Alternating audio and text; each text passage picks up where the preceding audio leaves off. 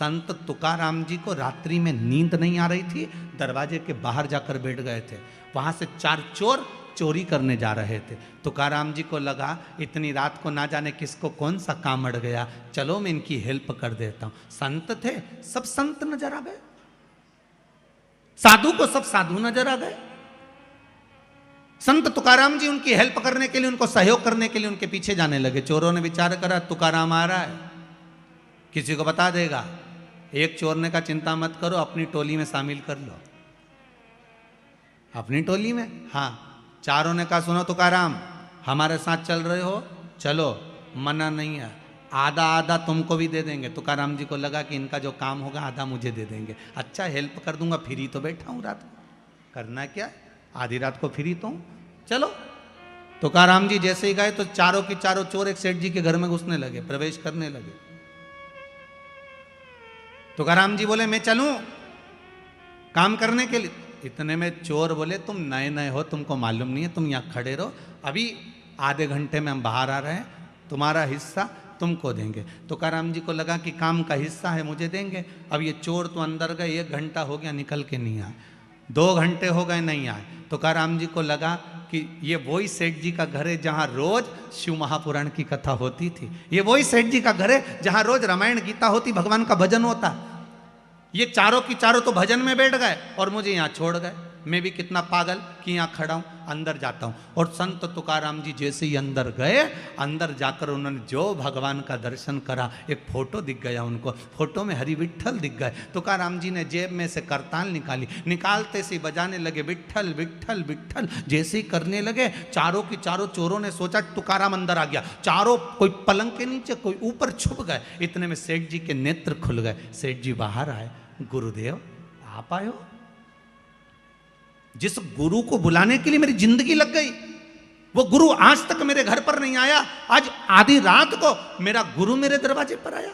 गुरुदेव आप आए हो, मैं अभी पानी लेकर आता हूं। और सेठ जी भागे पानी लेने के लिए। पानी लेने जैसे सेठ जी गए, वैसे ही वापिस लौट कर आ गए, पानी नहीं लाए। और लेने गए थे, पानी वापिस आए और आते से पूछा गुरुदेव आप तो कभी अकेले नहीं जाते थे, आज अकेले कैसे आ गए गुरुदेव। संत तुकाराम जी बोले कौन बोलता है अकेले आए, 2 पलंग के नीचे 2 ऊपर हैं, कहा किसने कि अकेले आए, 2 नीचे 2 ऊपर। चोरों ने सोचा ये तो जूते खिलवाएगा, अब तो निकलो बाहर। चारों बाहर निकल के तुकाराम जी के पास खड़े हो गए। सेठ जी गए जल लेने, पानी पिलाया, अंदर गए श्रीफल लाए 5 माला लाए, 5 स्वर्ण की मुद्रा लाए, 5 को दी, प्रणाम करा। प्रणाम कर कर तुकाराम जी से कहा गुरुदेव ऐसी कृपा और करना, आते रहना। तुकाराम जी बोले वो तो इनकी कृपा है जो हम यहाँ आ गए, नहीं तो हम कैसे आते। इतने में तुकाराम जी वापस बाहर निकलने लगे। सेठ जी ने चारों चोरों के चरण पकड़ लिए, भैया बड़ी करुणा करी आपने जो हमारे गुरुजी को लेकर आ गए। इतने में चोरों की आंखों से जल बह रहा था। बाहर निकलकर संत तुकाराम के चरण चोरों ने पकड़ लिए और कहा गुरुदेव जब जब पकड़ाते थे जूता खा कर आते थे, आज जिंदगी में पहली बार पकड़ाए, गले में माला पहनकर आए हैं, बड़ी कृपा है आपकी। इतने में तुकाराम जी ने कहा सुनो, संतों के पीछे चलोगे तो माला ही मिलेगी और कामियों के पीछे, चोरों के पीछे चढ़ोगे तो जूते की माला ही मिलेगी। ये संत साधु सन्यासी तपस्वी साधक उपासक भगवंत जितने हैं, इनके पीछे चलने पर, भजन में जाने पर, कीर्तन में जाने पर, नाम स्मरण करने पर, भगवान की भक्ति में डूबने पर जो मिलता है वो दुनिया में किसी को नहीं मिल सकता। वो सुख है, वो सुख है।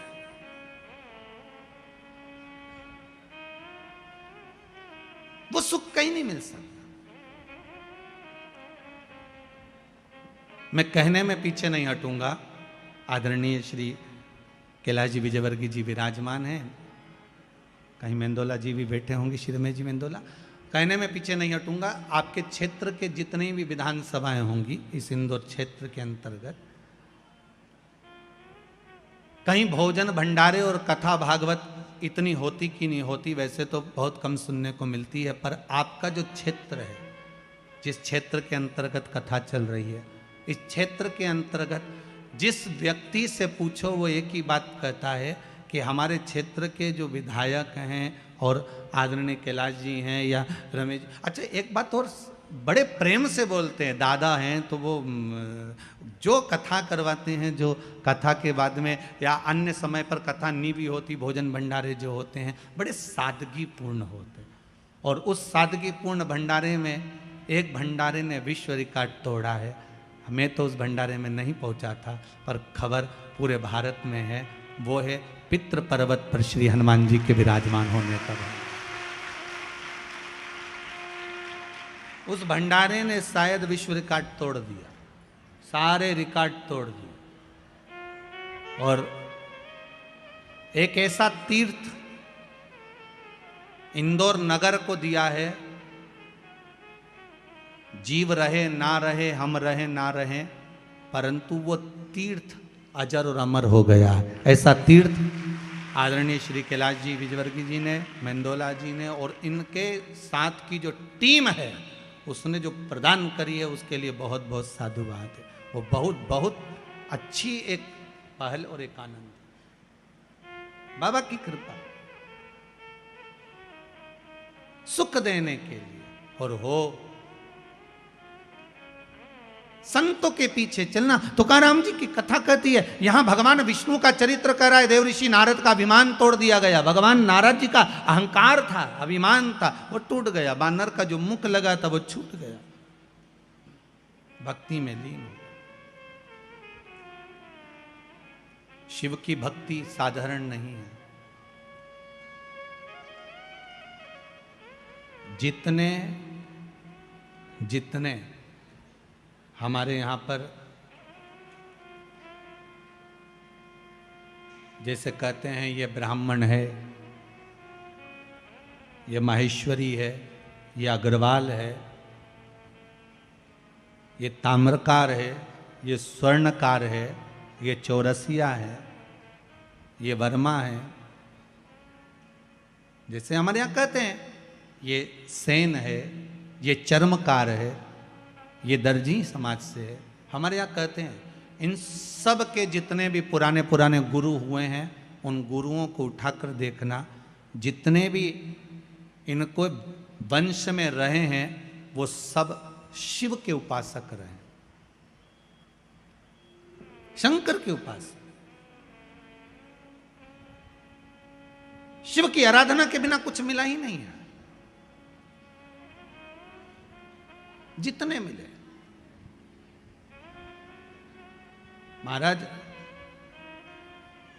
भगवान राम जी के दो पुत्र लव और कुश, भगवान कुश की 34वीं पीढ़ी में, भगवान कुश की 34वीं पीढ़ी में श्री अग्रसेन महाराज का जन्म हुआ था, जिससे अग्रवाल समाज की वंश की उत्पत्ति माना गया 34वीं पीढ़ी में। और श्री वल्लभ सेन जी जो श्री अग्रसेन जी महाराज के पिता हैं, वल्लभ सेन जी, उनकी जो धर्म पत्नी थी भगवती देवी जी, विदर्भ की थी। विदर्भ से दो माताएं हमारे यहाँ आई थी, एक सूर्यवंश में, एक चंद्रवंश में। सूर्यवंश में वल्लभ सेन जी की जो धर्म पत्नी है वो विदर्भ की है भगवती माता जी, और विदर्भ से ही श्री रुक्मणी माता जी जो भगवान कृष्ण की धर्म पत्नी है। ये दो विदर्भ से आई।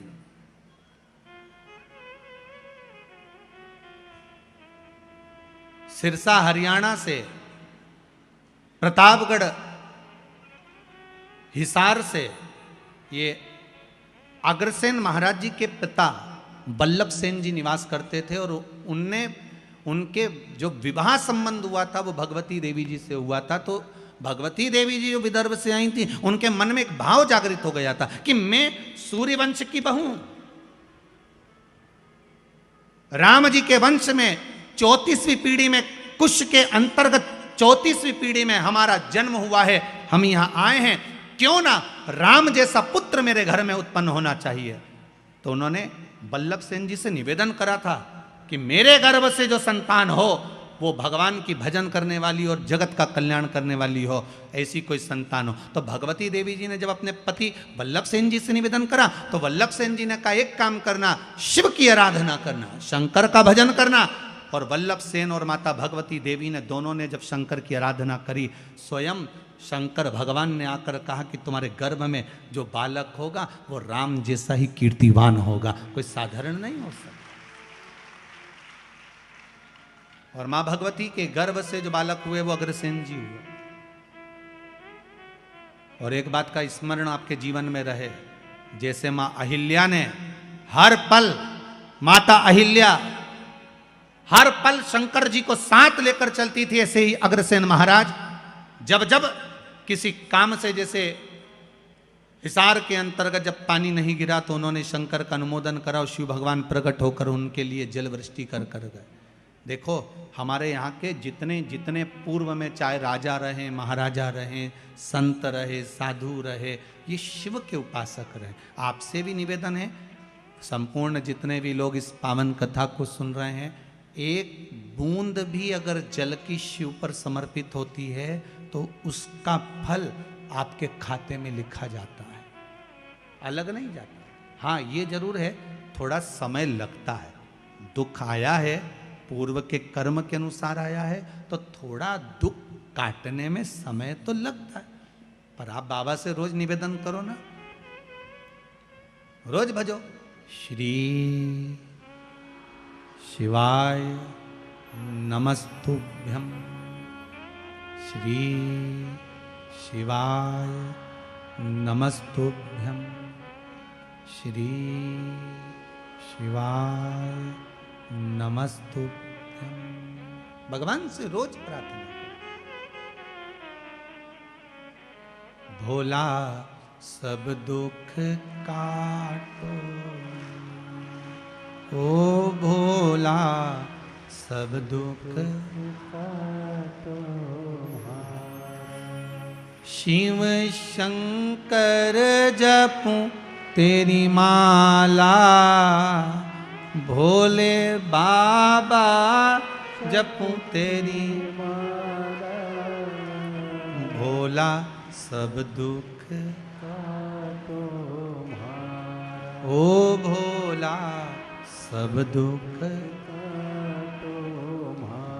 भगवान देवर्षि नारद का अहंकार गया, समय आया, ब्रह्मदेव से भगवान नारायण ने कहा ब्रह्मा जी आप सृष्टि की लीला आगे बढ़ाओ। ब्रह्मा जी सृष्टि की लीला आगे बढ़ाने वाले थे, तो ब्रह्मा जी के मन में एक भाव उत्पन्न हो गया। ब्रह्मा जी ने कहा, देवाधिदेव महादेव के लिए संशय उत्पन्न हुआ ब्रह्मा जी के मन में, और भगवान विष्णु से कहा कि प्रभु, भगवान नारायण से कहा ब्रह्मा जी ने कि मैं आपका पुत्र हूं, पर हे नारायण आपके पिता का नाम क्या है? भगवान विष्णु ने कहा मेरे पिता शिव है, शंकर। शिव महापुराण में लिखा है, लिंग पुराण के अंतर्गत वर्णन आता है, नर्मदा पुराण में वर्णन आता है, शंकर भगवान ने अपनी जंगा और हस्त कमल पर अमृत का छींटा दिया था। जब देवता अमृत भाग लेकर आए थे तो वो अमृत का छींटा दिया, और ये अमृत कोई एक बार प्रकट नहीं हुआ है, ये अमृत कई बार प्रकट हुआ। उस अमृत के छींटे से उतार कर एक पुरुष की उत्पत्ति हुई थी, वो भगवान विष्णु थे। ये शिव महापुराण में लिखा है। भगवान विष्णु ने अपने शरीर पर जल का सींचन करा था, चारों तरफ जल जल कर दिया था, उस पर आयन करने के कारण भगवान का नाम नारायण पड़ गया। ये शिव महापुराण कहते हैं। तो भगवान विष्णु ने कहा मेरे पिता शंकर, भगवान शिव, आपके पिता शंकर? हाँ। शिव कैसे हैं? भगवान विष्णु ने कहा ये सामने पर्वत है, अपन इसको घुमाते हैं, प्रकट करते हैं शंकर भगवान को। दोनों ने मिलकर जो पर्वत को घुमाना प्रारंभ करा, उसमें से एक लिंगायत आकृति प्रकट हो गई। जैसे ही लिंगायत आकृति प्रकट हुई, भगवान शंकर के सामने, जैसे ही भगवान विष्णु के सामने लिंग प्रकट हुआ, लिंग प्रकट होते से ही भगवान शंकर ने कह दिया नारायण मैं सामने प्रकट हो गया हूँ, मांगो तुम्हें क्या चाहिए। भगवान विष्णु कहते हैं मैंने मांगने के लिए आपको प्रकट नहीं करा, मैंने तो केवल आपको नमन करने के लिए ब्रह्मा जी को आपका स्वरूप दिखाना था कि मेरा पिता कैसा है उसको बताना था, इसलिए प्रकट किया। अच्छा हाँ,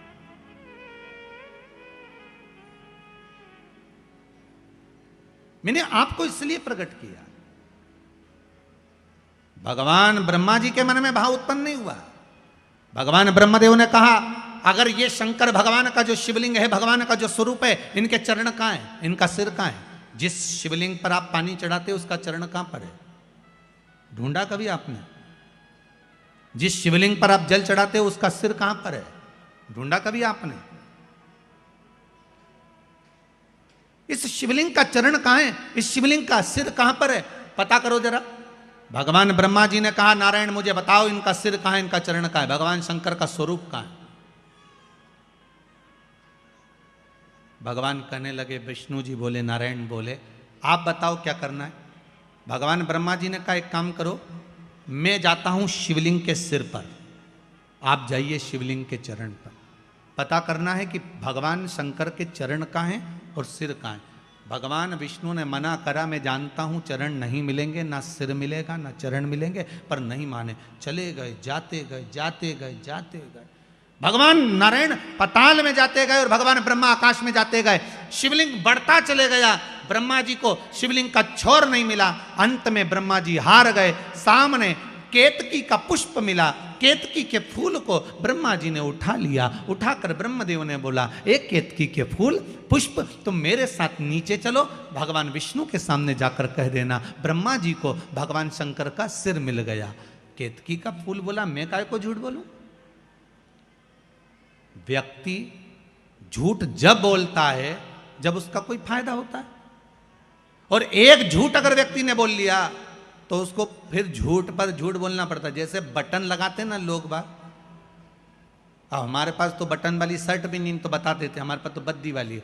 बटन जो लगाते हैं ना, एक बटन अगर गड़बड़ लग गई है तो पूरी शर्ट की डिजाइन बिगड़ गई है।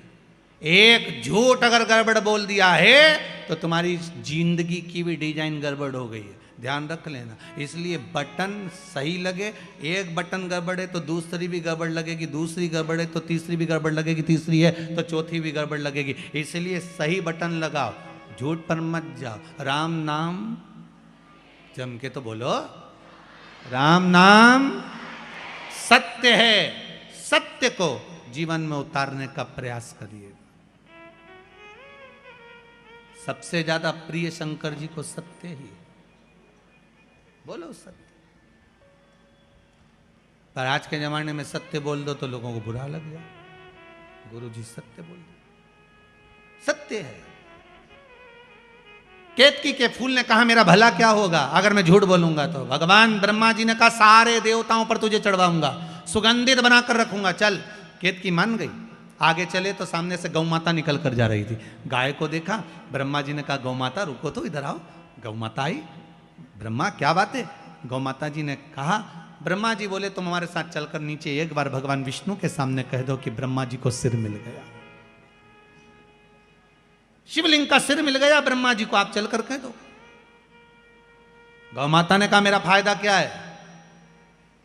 ब्रह्मा जी बोले घर में सबसे पहली रोटी बनेगी तो तुम्हारे को ही दी जाएगी। व्यक्ति का फायदा होता है तब वो झूठ बोलता है।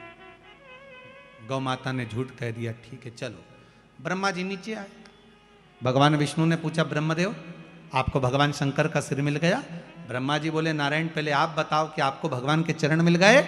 भगवान विष्णु ने पहला ही शब्द सत्य का बोल दिया कि मुझे शंकर भगवान के चरण नहीं मिले। अब एक बार सत्य बोल दिया तो फिर झूठ बोलने की बात ही नहीं। जिस दिन शंकर भगवान ने भगवान ब्रह्मा के सामने, शिवजी के सामने सत्य बोला था, उस दिन से भगवान विष्णु का नाम सत्य नारायण पड़ गया। क्या नाम पड़ा? सत्यनारायण। अब पूछोगे गुरुजी ये कथा कहाँ से ली है कि भगवान विष्णु का नाम सत्यनारायण पड़ा? तो स्कंद पुराण में सत्यनारायण जी की कथा को निकालना, उसमें लिखा है भगवान नारायण ने एक बार सत्य कहा था भगवान शंकर जी के सामने कि मुझे चरण नहीं मिला, तो भगवान विष्णु का नाम सत्य नारायण पड़ गया। अब भगवान विष्णु ने कहा ब्रह्मदेव आपको शंकर भगवान का सिर मिल गया? ब्रह्मा जी बोले हाँ मिल गया। ना मानो तो केतकी के फूल से पूछो। जब तुम सत्य बोल रहे हो तो प्रमाण देने की जरूरत क्या? सत्य को प्रमाण चाहिए क्या? नहीं। प्रमाण किसको चाहिए? असत्य को।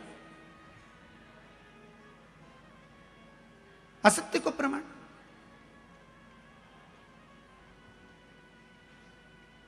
सती माता ने झूठ बोल दिया था, एक झूठ माता सती ने शिव जी के सामने कह दिया था, मैंने कोई परीक्षा नहीं ली। शंकर जी जान गए ये परिवार तोड़ देगी। परिवार कब टूटता है? अच्छे अच्छे संबंध कब खत्म हो जाते हैं? व्यक्ति के सारे अच्छी मित्रता संबंध प्रेम कब खत्म हो जाता है? जब व्यक्ति झूठ बोल जाता है, असत्य बोलना।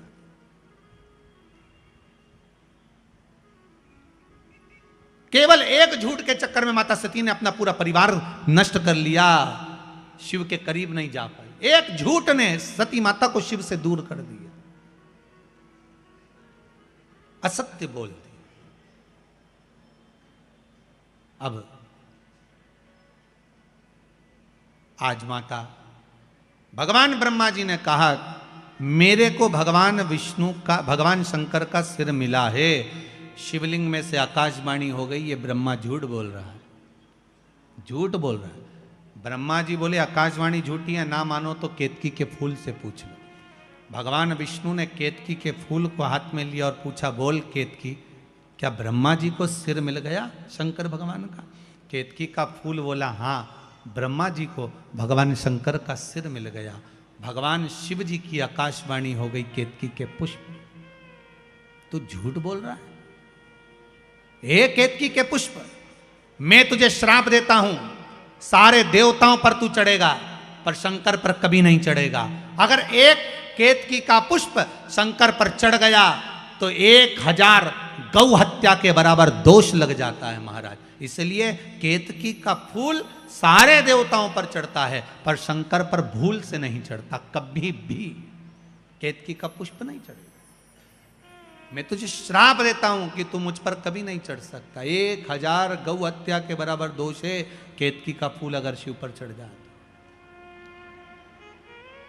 ब्रह्मा जी बोले आकाशवाणी झूठी है, ना मानो तो आप गौ माता से पूछ लो।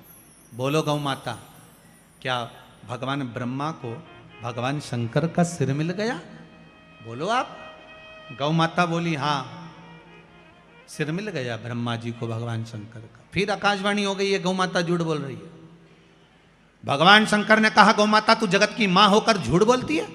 मैं तुझे श्राप देता हूं गौ माता, तेरा पूरा शरीर पूजा जाएगा पर तेरा मुख आप पूज्य माना जाएगा।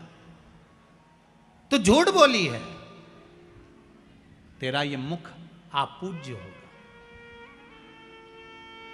गाय का पूरा शरीर पूज्य है पर गाय का मुख अपूज्य है। हिंदू धर्म में कन्यादान, वस्त्रदान, अन्नदान, स्वर्णदान, भूमि दान, मुद्रा दान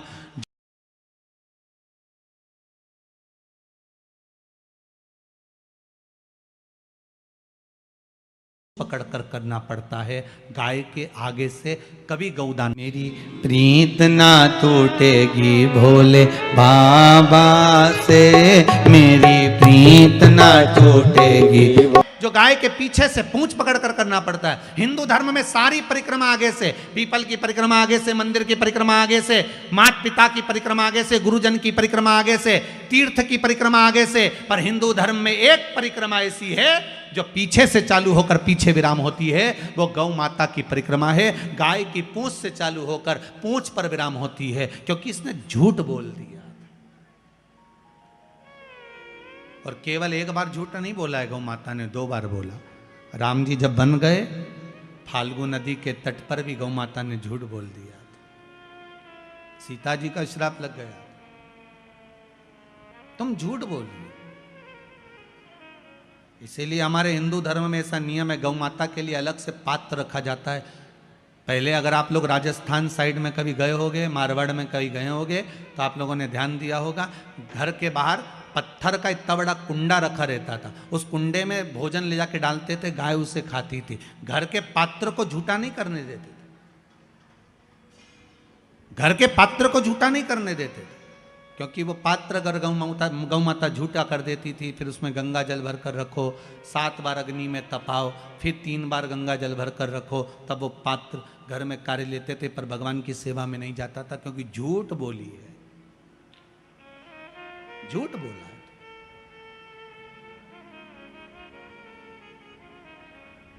और देखिए वही गौ माता जिसने झूठ बोला, वही गौ माता शंकर से बाद में निवेदन करती है कि दुनिया के लोग मुझे पूछेंगे नहीं, आप कृपा कर दो। शंकर भगवान ने कहा तू क्यों चिंता करती है गौ माता, भले तू झूठ बोल ली, पर मैं शिव हूं, मेरे को लोग ओघड़ी कहते हैं, चिंता मत कर, मेरा एक जन्म तेरे गर्भ से होगा। गौ माता तेरे गर्भ से जन्म लूंगा, तू क्या चिंता करती है। और आप सबने कथा सुनी होगी, गौ माता जब अपने पुत्र मनोरथ को दूध पिला रही थी, गाय जब अपने बेटे मनोरथ को दूध पिला रही थी, तो कामधेनु गाय जब दूध पिला रही अपने पुत्र मनोरथ को, तो वो दूध का फेन उड़ गया था, उड़कर वो शंकर भगवान के ऊपर चले गया था। शिव जी के ऊपर जैसे ही गाय के दूध का फेन गया, झूठा फेन चले गया, जाते से ही शंकर भगवान उठकर खड़े हो गए। गौ माता को लगा कि भोलेनाथ मेरे पुत्र को मार देंगे। शंकर जी ने इशारा करा, गौ माता ने मुख को खोला और तेज श्वास ली, श्वास लेते से ही शंकर भगवान को गाय निगल गई। शिव जी गौ माता के पेट में जाकर बैठ गए। 7 रात्रि तक भगवान शंकर गौ माता के पेट में बैठे रहे। अब जरा ध्यान दीजिएगा, जिस गौ माता के पेट में शिव बैठे हैं, उस गौ माता के पेट में आप लोग जो भोजन पॉलीथीन में डालकर बाहर पटक देते हो, गाय वो खा जाती है, और वो पॉलीथीन गाय के पेट में जाती है, वो कैंसर बना देती है। जरा विचार करिए गौ माता को कितना कष्ट होता हो, कितना दुख। 7 रात्रि तक भोलेनाथ माता गौ माता के उदर में बैठे रहे, पेट में बैठे रहे। जब गाय के पेट में मेरा भोलेनाथ बैठा रहा, हाहाकार मच गया, शिव कहाँ गए ढूंढने के लिए प्रयास करा गया। अथक प्रयास माता पार्वती जी ने करा, तब मालूम पड़ा कि गौ माता निगल गई शिव जी को। तब गौ माता से प्रार्थना करी गई, और गाय से प्रार्थना कर कर गौ माता के उदर से भगवान शंकर को प्रकट करा गया। गौ माता ने कहा मेरा पुत्र नंदी बनकर आप प्रकट हो, और शिव जी नंदी ध्वज बनकर प्रकट होते हैं, स्वयं नंदीश्वर बनकर। कोई साधारण है? गौ माता पूज्य बना दिया वापिस मेरे शिव, वापिस पूज्य बना दिया। शंकर है ही ऐसा, मेरा ओगड़दानी, मेरा शिव है ही ऐसा।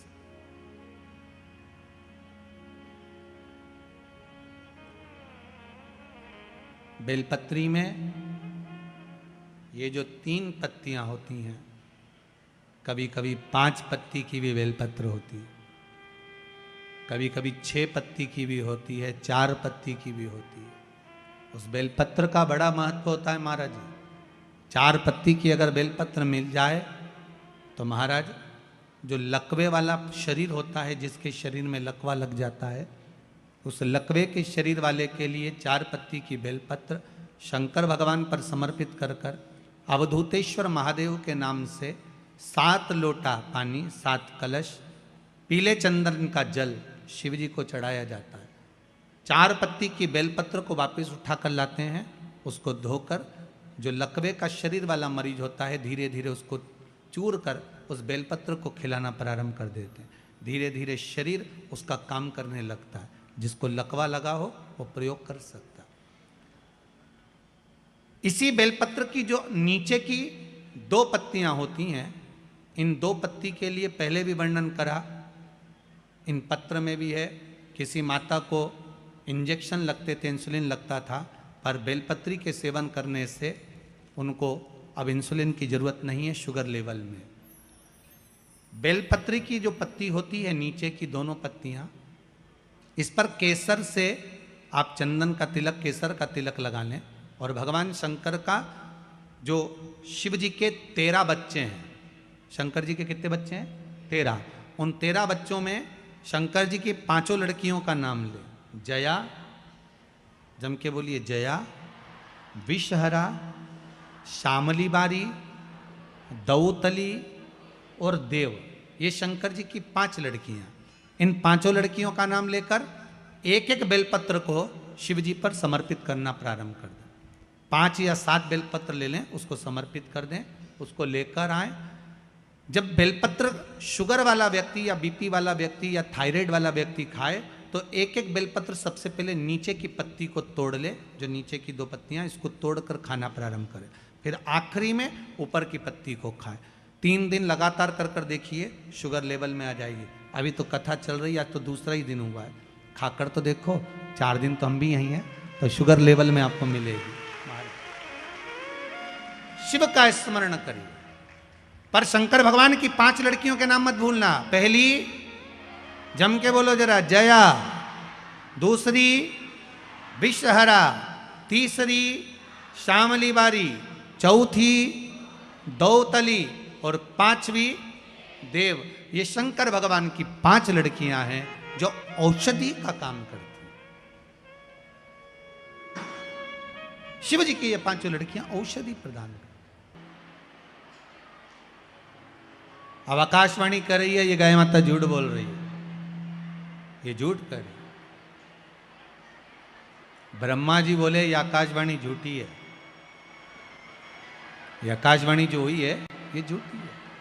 क्रोध आ गया। महाराज,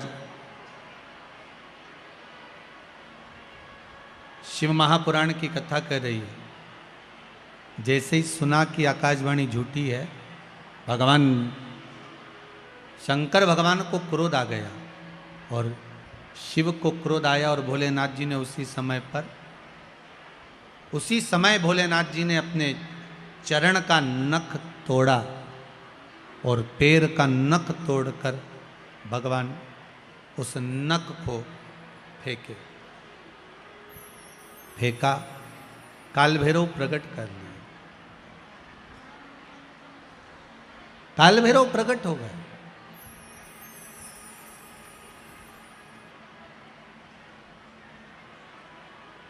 जब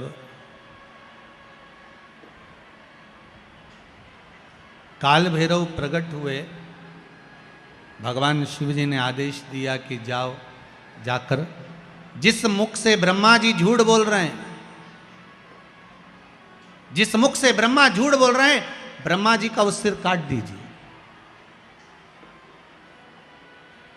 फिर ध्यान देना, शंकर भगवान को प्रसन्न करने का सबसे सुंदर तरीका है 1 लोटा जल। पर 1 लोटा जल ना हो तो बेलपत्र, बेलपत्र ना हो तो 3 बार ताली, 3 बार ताली ना हो तो बम बम भोले। और ये भी ना हो तो अपने जीवन में दिन भर में कम से कम 1 बार सत्य बोलो। दिन भर में 1 बार कितना बोलना है? 1 बार बोल लो, बहुत है।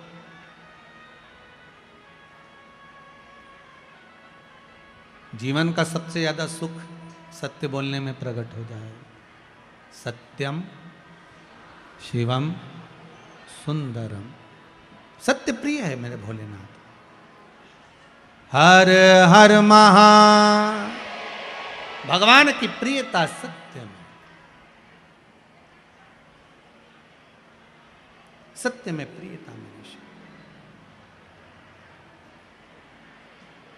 शंकर भगवान की कथा कर रही है। ओगढ़धानी त्रिकालदर्शी मेरे कैलाशी की कथा कर रही है, मेरे बाबा की कथा कहती है। भगवान शिव काल भैरव को प्रकट करे। काल भैरव ने ब्रह्मा जी का सिर काट दिया। सिर लुढ़कता गया, लुढ़कता गया, लुढ़कता गया, तो भी वो मस्तक झूठ बोलता रहा। मस्तक अभी भी झूठ बोल रहा है कि आकाशवाणी झूठी है। अब सिर कट गया, सिर कटने के बाद भी सिर लुढ़कता लुढ़कता झूठ बोलता गया। ब्रह्मा जी के रक्त, जो सिर कटने पर जो रक्त निकला, वो रक्त से एक नदी प्रकट हो गई जिसका नाम है कर्मनाशा। कौन सी नदी है? जरा जम के बोलिए। कर्मनाशा नदी प्रकट हो गई। भगवान शिव ने कहा ये कर्मनाशा नदी ब्रह्मा जी के सिर कटने पर प्रकट हुई है। ये कर्मनाशा नदी भारत की भूमि पर एक ऐसी नदी है जिस नदी पर कुत्ता भी पानी नहीं पीता। भारत की भूमि पर केवल एक नदी ऐसी है जिस पर पक्षी भी अपनी चोंच उस नदी के पानी को नहीं लगाता, वो कर्मनाशा। इलाहाबाद से काशी के बीच में बहने वाली ये नदी वैसे तो 14 किलोमीटर की है, पर आजकल अगर लोग नेट पर सर्च करते हैं तो वो 20 किलोमीटर की दिखती है। अब हो सकता है उसका विस्तार हुआ हो, पर शिव महापुराण में, लिंग पुराण में वो 14 किलोमीटर।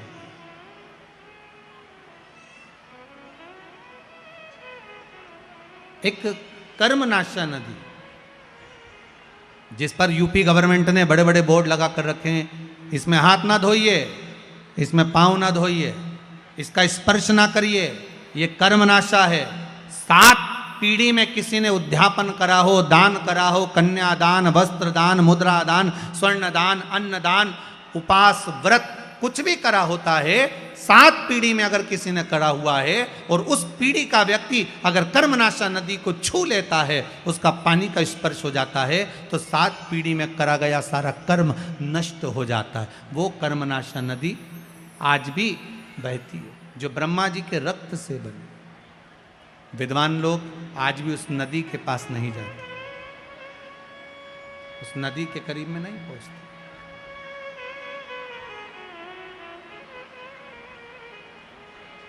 नदी के करीब में नहीं जाते। महाराज शंभो शरणे पड़ी। एक निवेदन अगर आप लोग स्वीकार करें तो, सभी लोग अगर स्वीकार करें तो बैठे बैठे ही थोड़ा थोड़ा सा खसक जाइए। बाहर पानी आ रहा है, इसलिए आप थोड़ा थोड़ा सा बैठे बैठे खसको, खड़े मत होइए, बैठे रहिए बस। उसको थोड़ा सा आप स्वीकार करिए, जिससे आप लोग आराम से बैठे रहें। बैठे बैठे खसक जाओ। आप शंकर के भगत हो, शिव आपके हृदय में बैठा हुआ है, बस आप उसको स्वीकार करते हुए कुछ देर की और बात है, सबको विराजमान कर लीजिए। हर हर महा शंभो शरणे पड़ी, मांगू घड़ी रे घड़ी, दुख काटो, दया करी ने दर्शन आपो, दया करी ने दर्शन आपो। भगवान ओगढ़दानी त्रिकालदर्शी कैलाशी। हर हर महा, हर हर महादेव। भगवान शंकर ओगढ़दानी त्रिकालदर्शी मेरे शिव ने कृपा करी और काल भैरव प्रकट होकर ब्रह्मा जी का सिर काट दिए, ब्रह्मा जी का मस्तक कटा। भगवान ब्रह्मदेव ने क्षमा याचना करी, क्षमा याचना करी, तब भगवान विष्णु ने कहा क्या चाहते हो ब्रह्मदेव? ब्रह्मा जी बोले प्रभु बस इतनी कृपा कर दो महाराज, एक करुणा थोड़ी सी कर दीजिए, जो मेरा सिर कटा है, वो कटा हुआ सिर संसार में इसको लोग बुरा ना कहें, इससे नफरत ना करें, ऐसी कृपा कर दो। भगवान ने कहा क्या करना चाहिए? भगवान विष्णु बोले प्रभु आप तो सामर्थ्यवान हैं, आप सब कुछ कर सकते हैं। भगवान उसी समय पर ब्रह्मा जी के कटे हुए सिर को वट वृक्ष बना देते। काय का वृक्ष बनाया है? वट वृक्ष। भगवान शंकर ने कहा सुनो ब्रह्मा जी, ए ब्रह्मदेव, तुम्हारा जो सिर कटा है ये वट वृक्ष के नाम से पूजा जाएगा। इस बड़ के पेड़ के नीचे लोग पिंडदान करेंगे, तर्पण करेंगे, भजन करेंगे, स्मरण करेंगे और मेरी भक्ति को धारण करेंगे। शिव जी स्वयं उस बट के पेड़ के नीचे विराजमान हुए। शंकर जी का एक नाम हो गया बटकेश्वर महादेव। क्या नाम पड़ा है? बटकेश्वर महादेव। महाराज जिसका कर्जा ज्यादा बढ़ जाता है, आवक रुक जाती है, कोई कर्जा ज्यादा हो गया, पैसे नहीं आ रहा है, अदालत में कोई केस चल रहा है, निपट नहीं रहा, तो उसके लिए बटकेश्वर महादेव का पूजन किया जाता है। लिंग पुराण में लिखा है कि बटकेश्वर पूजन जो होता है वो भगवान बड़ के पेड़ के नीचे शिवलिंग का निर्माण कर कर, या बड़ के पेड़ के नीचे कोई शंकर भगवान का शिवलिंग हो, वहाँ पर इस पूजन को किया जाता है। जिस व्यक्ति पर कर्जा ज़्यादा हो जाए, या अदालत में या कहीं कोर्ट केस हुआ हो, या तकलीफ आ रही हो, तो बटकेश्वर महादेव का पूजन मान्य है। छोटे से शिवलिंग का निर्माण बट वृक्ष के नीचे करना। और पहले भी आप लोगों को कहा है, ज्यादा बड़ी मूर्ति घर के अंदर ना हो, प्रयास करिएगा अंगुष्ठ आकृति के बराबर की मूर्ति हमारे घर के अंतर्गत हो। और अगर बड़ी मूर्ति भी आपके घर में है तो इसका मतलब ये नहीं कि आप उसको निकाल दें, उसको भी पूजन में रखो, वो अपनी पुरातन है, उसका भी स्मरण करिए। पर प्रयास करो कि बाजार से कोई नए देवता की मूर्ति ज़्यादा एकत्रित नहीं करना। आज के ज़माने में बड़ी बड़ी परेशानी है, जिस तीर्थ में जाते हो वहाँ से मूर्ति लेकर आ जाते हो। बद्रीनाथ जी घूमने गए तो बद्रीनाथ जी को लिया, द्वारका जी गए तो बोलते जाओ जरा द्वारका जी को लिया, जगन्नाथ जी गए जगन्नाथ जी को लिया। इतने सारे देवता घर में रखे हैं, अब भगवान की पूजन हो रही नहीं हो रही, थोड़ी बहुत पूजन हुई, थोड़ी बहुत नहीं हुई। अब छोटी जगह में, अब जैसे आप लोग हो, अगर पास पास में आप लोगों को बिठा दिया जाए तो परेशानी होती कि नहीं होती? जम के तो बोलो जरा, होती है ना। अब तुम्हारा इतना बड़ा तो मंदिर घर के अंदर, कितना बड़ा मंदिर, छोटा सा तुम्हारे घर में मंदिर, इतने बड़े मंदिर में वहीं शंकर जी बैठे, वहीं राम जी बैठे, वहीं कन्हैया जी बैठे, वहीं लड्डू गोपाल, वहीं पर लक्ष्मी जी, वहीं पर दो गणेश जी, वहीं पर सारे देवी देवता। बद्रीनाथ गई तो उनको भी लाया, जगन्नाथ गई उनको भी लाई, रामेश्वर गई उनको भी लाई, सारे देवता वहीं इकट्ठे। और सुबह से उठ कर गई, इतनी सी शक्कर ले गई। अब इतनी सी शक्कर भगवान के सामने रख दी और आरती उतार दी। अब सारे देवता आपस में सोच रहे कि तुम खाओगे कि हम खाएंगे। इसलिए शास्त्र कहता एक साधे सब सधे, सब साधे बिसरा। एक को साध लो, सब हो जाए। हमारे देवाधिदेव महादेव को जो जल चढ़ाते हो ना, 33 कोटि देवताओं को वो जल प्राप्त हो जाता है। ब्रह्मा भी उसी में है, विष्णु भी उसी में है, इंद्र भी उसी में है, देवी भी उसी में है, देवता भी उसी में, सब उसी में विराजमान। कहीं हमें भटकना नहीं है उसको ढूंढने के लिए, सब उसी के भीतर विराजमान। एक बेलपत्री का पत्ता, मात्र एक बेलपत्री का पत्ता, जिसके भीतर ब्रह्मा भी है, विष्णु भी हैं, शिव भी हैं, और इस बेलपत्री के बीच वाली पत्ती से लेकर जहां 2 पत्तियां रहती हैं, उस पत्ती के बीच में जो गैप होता है डंडी का, इसमें 64 योगनियां भी हैं। 64 योगनियां देवियां भी इसके अंतर्गत विराजमान है। और उस डंडी के नीचे जहां 2 पत्ती है, इस 2 पत्ती के नीचे की जो लंबी डंडी रह जाती है, इसमें 33 कोटि देवताओं का भाग है। उस डंडी के नीचे जो छोटा सा एक मोटा सा भाग रह जाता है, कई बार आप लोगों ने बेलपत्री को तोड़ा होगा तो नीचे एक मोटा सा भाग रह जाता है, महाराज उसके अंतर्गत सारे तीर्थों का भाव जागृत रहता है। उस बेलपत्री को केवल साधारण ना समझे, शिव को अगर समर्पित कर रहे हैं तो वो संपूर्ण उसी के अंतर्गत, संपूर्ण।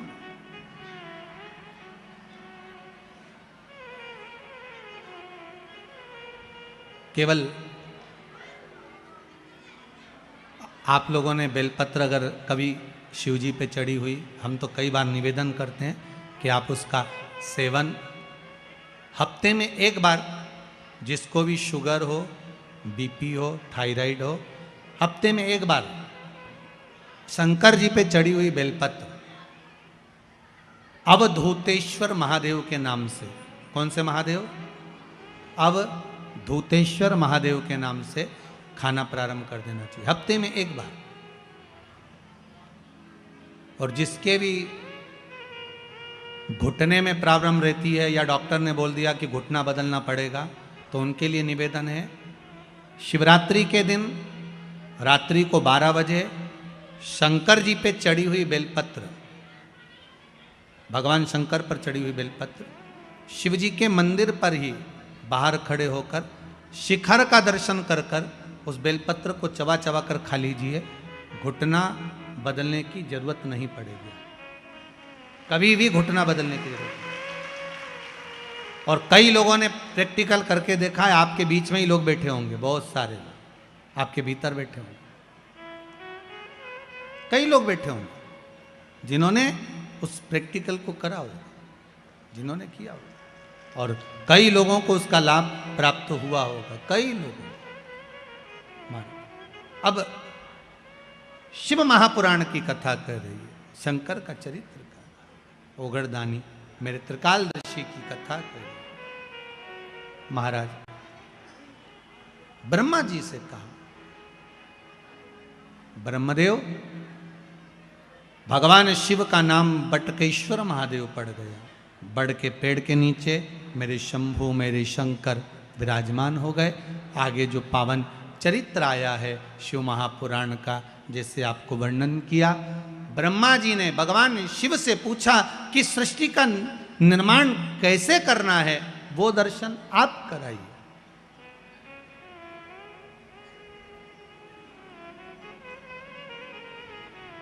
इस सृष्टि खंड को बढ़ाना कैसे है, उसका वर्णन आप करें। महाराज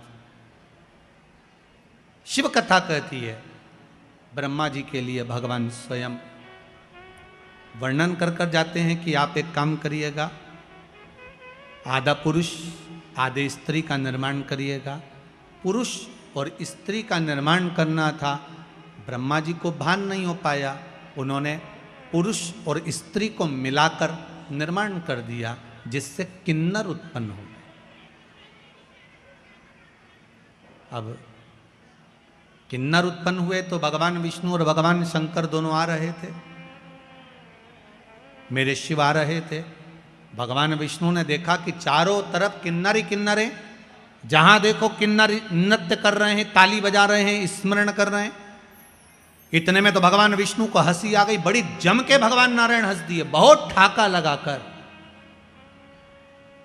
जैसे ही भगवान विष्णु हंसे तो भगवान शंकर ने पूछा, क्या हुआ नारायण, आप हंस क्यों रहे हो? भगवान विष्णु ने कहा, प्रभु आपने ब्रह्मा जी से कहा था कि सृष्टि का निर्माण करो, पर ब्रह्मा जी ने कैसी सृष्टि बनाई, चारों तरफ किन्नरों को उत्पन्न कर दिया।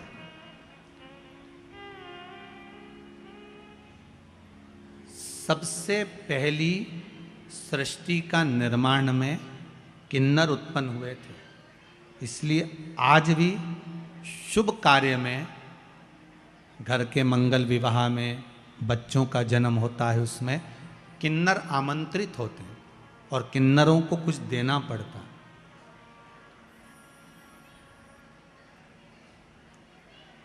ये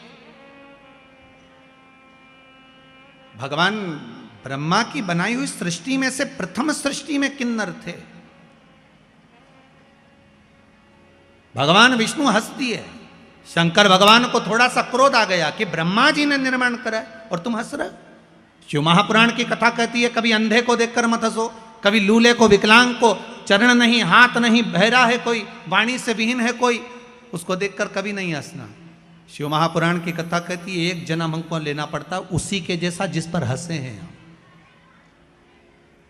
और भगवान विष्णु को भी लेना पड़ा किन्नर का अवतार, भगवान नारायण को भी किन्नर बनना पड़ा, केवल हंस दिए थे थोड़ा सा। और भगवान विष्णु जो ठहाका लगाकर हंसे, शंकर भगवान ने कह दिया, नारायण आप ब्रह्मा की बनाई हुई सृष्टि पर किन्नरों पर हंसे हो, आपको पृथ्वी पर जाकर किन्नर बनना पड़ेगा, आपको भी किन्नर बनना पड़ेगा। भगवान विष्णु की आंख में से जल बह गया, नारायण रो दिए, शिव आप मुझसे कह रहे हो कि मुझे किन्नर बनना पड़ेगा? हाँ, क्योंकि आप ब्रह्मा की बनाई हुई सृष्टि पर हंसे हो। और आया समय, जिस समय पर पांडव और कौरवों का युद्ध प्रारंभ होना था, कुरुक्षेत्र की भूमि पर जब युद्ध करने के लिए कौरव और पांडव पहुंचे तो कुरुक्षेत्र की भूमि पर चंडी प्रकट हो गई। कुरुक्षेत्र की भूमि पर चंडी प्रकट हुई और चंडी ने कहा, सुनो कौरव और पांडव, ये भूमि मेरी है। भूमि पर युद्ध करने से पहले कौरवों को अपने परिवार में से किसी एक की बलि देना पड़ेगी और पांडवों में से परिवार में से किसी एक की बलि देना पड़ेगी, तब तो तुम इस कुरुक्षेत्र की भूमि पर युद्ध लड़ सकते हो। अब कौरव तो खुश हो गए क्योंकि हम 100 भाई, एक आध अगर बलि में मर भी गया तो 99 तो बचेंगे। पर दुख तो पांडवों को था, 5 में से एक मर गया तो फिर युद्ध कैसे होगा। भगवान कृष्ण को चिंता व्यापने लगी, टेंशन पड़ गया मेरे ठाकुर को, चिंता व्याप गई, करना क्या है। तब भगवान कृष्ण को याद आया, अर्जुन जिस समय द्रौपदी को विवाह कर कर लेकर आया था,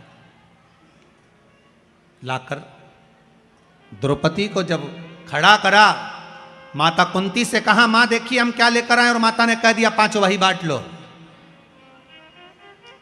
द्रौपदी ने अर्जुन से पूछा क्या बात है। अर्जुन ने कहा तुम्हें 5 पतियों की पत्नी बनना पड़ेगी। द्रौपदी ने कहा मैं पत्नी बनने को तैयार हूं, पर शर्त एक है, मेरे कक्ष में 1 वर्ष में 1 पति रहेगा।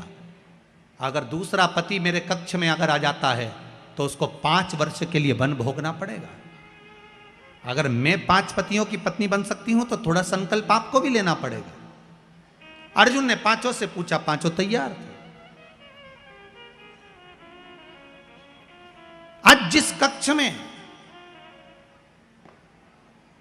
भीम के साथ में द्रौपदी रह रही थी, इतने में एक ब्राह्मण दौड़कर अर्जुन के पास में आए, अर्जुन अर्जुन मेरे पुत्र को सिंह उठाकर ले गया है, मेरे बेटे को बचा लीजिए अर्जुन, जल्दी बचाओ। अर्जुन ने कहा मेरा गांडीव कहाँ है। ढूंढते ढूंढते अर्जुन उस गांडीव को लेने के लिए भीम के कमरे में चले गए, भीम के कक्ष में चले गए, और द्रौपदी ने उसी समय पर कह दिया, सुनो अर्जुन तुम भले गांडीव उठा कर ले जाओ और उस ब्राह्मण के बच्चे को बचा लो, पर तुम्हें 5 वर्ष के लिए वन जाना पड़ेगा। अर्जुन ने कहा मैं स्वीकार करता हूं। 5 वर्ष के लिए अर्जुन वन गए। नागों की कन्या उलूपी के साथ में अर्जुन का विवाह हो गया, एक पुत्र का जन्म हो गया जिसका नाम आरावन था। क्या नाम था? आरावन। पुत्र को जन्म देकर अर्जुन वहीं पर छोड़कर अपने राज्य में आ गए। आज भगवान कृष्ण ने अर्जुन से कहा, अर्जुन पांडवों में से किसी एक की बलि देना है। तू जब वन में गया था तो तेरा एक बेटा हुआ था, उस बेटे को लिया, बलि उसी की चढ़ाएंगे। जाओ, है तो पांडवों का ही, जाओ लेकर आओ। आरावन को लेकर आए। आरावन ने कहा पिताजी चिंता मत करो। उसको नहीं मालूम था कि मेरी बलि चढ़ने वाली है, उसको नहीं मालूम था कि मेरी बलि चढ़ जाएगी। आरावन ने कहा पिताजी चिंता मत करो, युद्ध के मैदान में मैं कौरवों को काट काट कर पटक दूंगा, आप क्यों चिंता करते हो। आए आरावन, भगवान कृष्ण मिलने के लिए गए आरावन से। भगवान कृष्ण ने कहा आरावन आपको मालूम है कि क्यों आए हो। आरावन ने कहा मुझे युद्ध लड़ना कौरवों से। आरावन आपको मालूम नहीं, आपकी बलि चढ़ना है।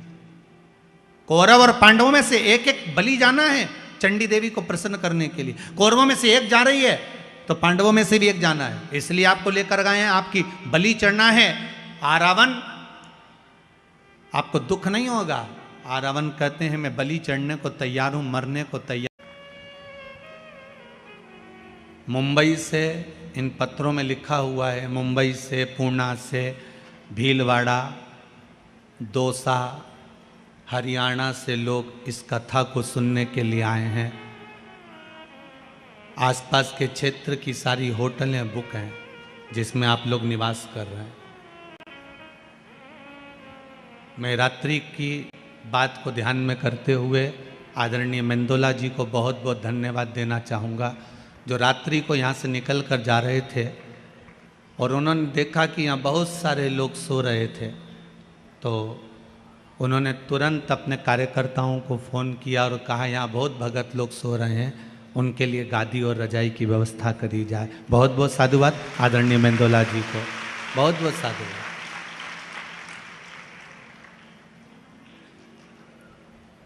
ऐसा विधायक भी जीवन में कम देखने को मिलता है। कहते हैं राजा जब निकले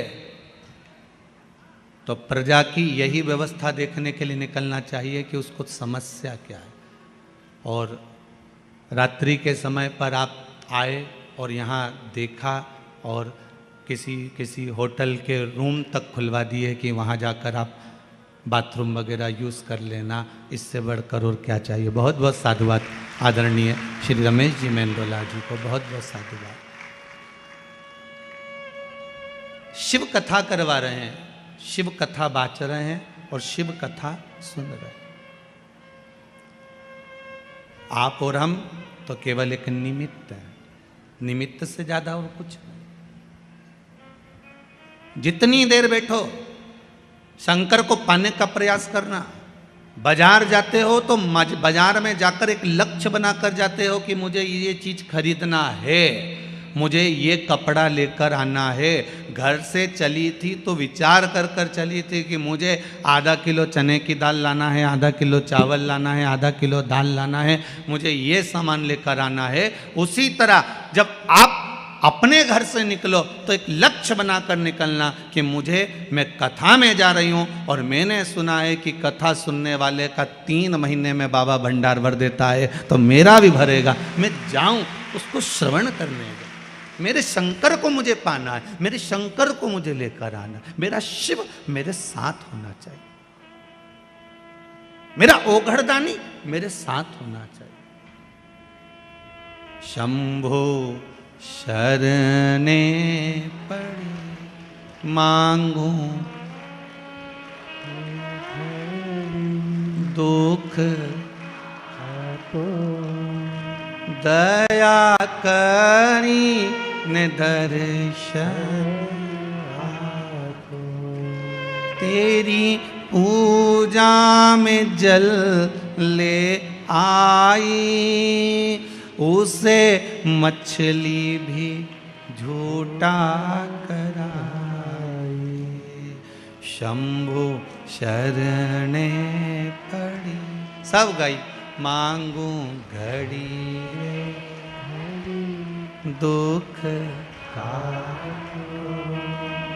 दया करी ने दर्शन।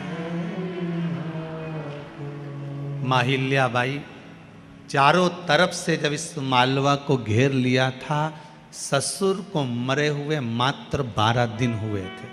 कितने दिन? मात्र 12।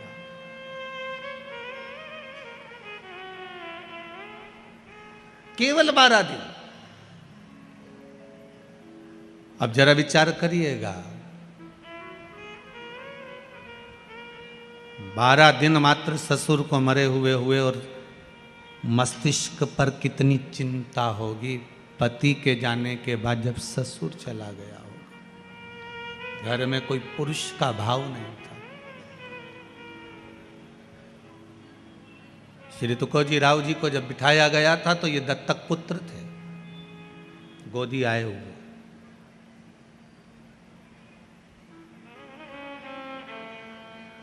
कितनी चिंता होगी। आप कहते हो गुरुजी हम बड़े दुखी हैं, हम बड़े तकलीफ में, पर भगवान से निवेदन करना कि आप बहुत सुखी हैं। दुनिया के कई लोग ऐसे हैं जो पलंग पर पड़े हुए हैं और मौत को मांग रहे हैं कि हमें मृत्यु आ जाए, और भगवान मौत भी नहीं दे रहा। दुनिया के कई लोग ऐसे हैं जो शरीर से ऐसे हो गए कि भगवान से कह रहे हैं अब उठा ले, अब बनता नहीं है, तो भी भगवान मृत्यु तक नहीं। कम से कम आप पर मेरे देव अधिदेव महादेव की कृपा है जो आप अपने पांव से चलकर शिव कथा तक आए हो। ये शंकर ही तो करुणा करा है।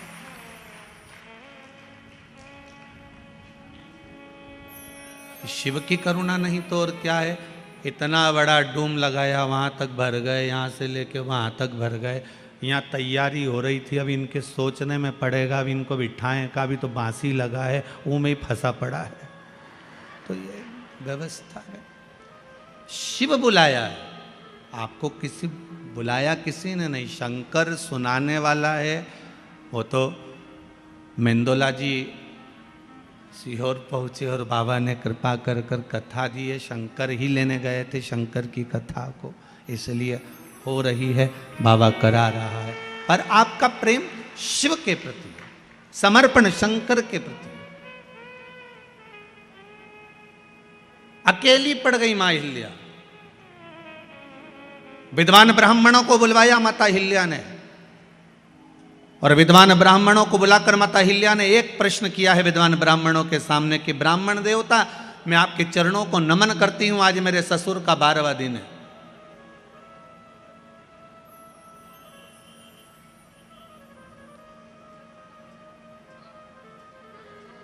अब राजघराने को मुझे संभालना पड़ेगा, पर मैं जानती हूं कि मैं इस काबिल नहीं हूं, मैं जानती हूं मैं इस काबिल नहीं हूं। गुरुजन के सामने, ब्राह्मण जन के सामने, बड़े बुजुर्गों के सामने कभी मत कहना कि मैं बहुत कुछ जानता हूं।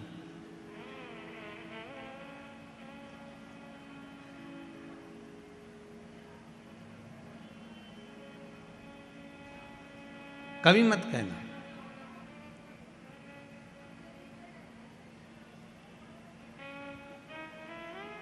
गुरुजन के सामने शून्य बनकर जाना कि मुझे कुछ नहीं आता।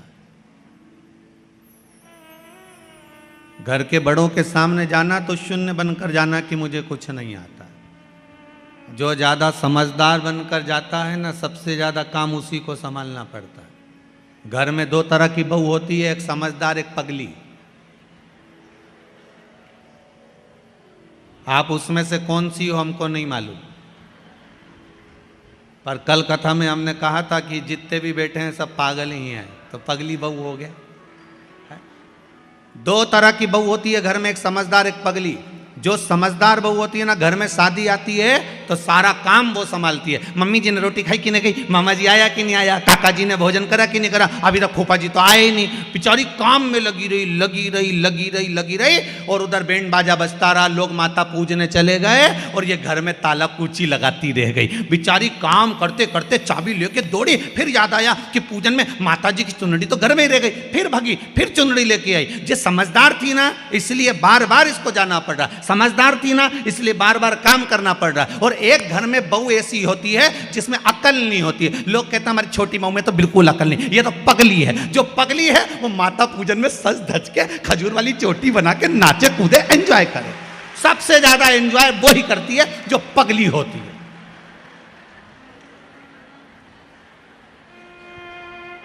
अब तुम कौन सी हो?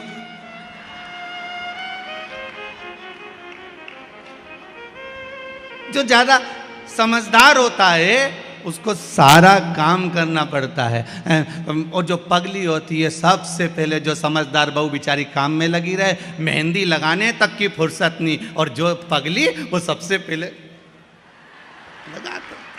अच्छा, वो मेहंदी वाली भी क्या यहीं तक लगा दूं जीजी?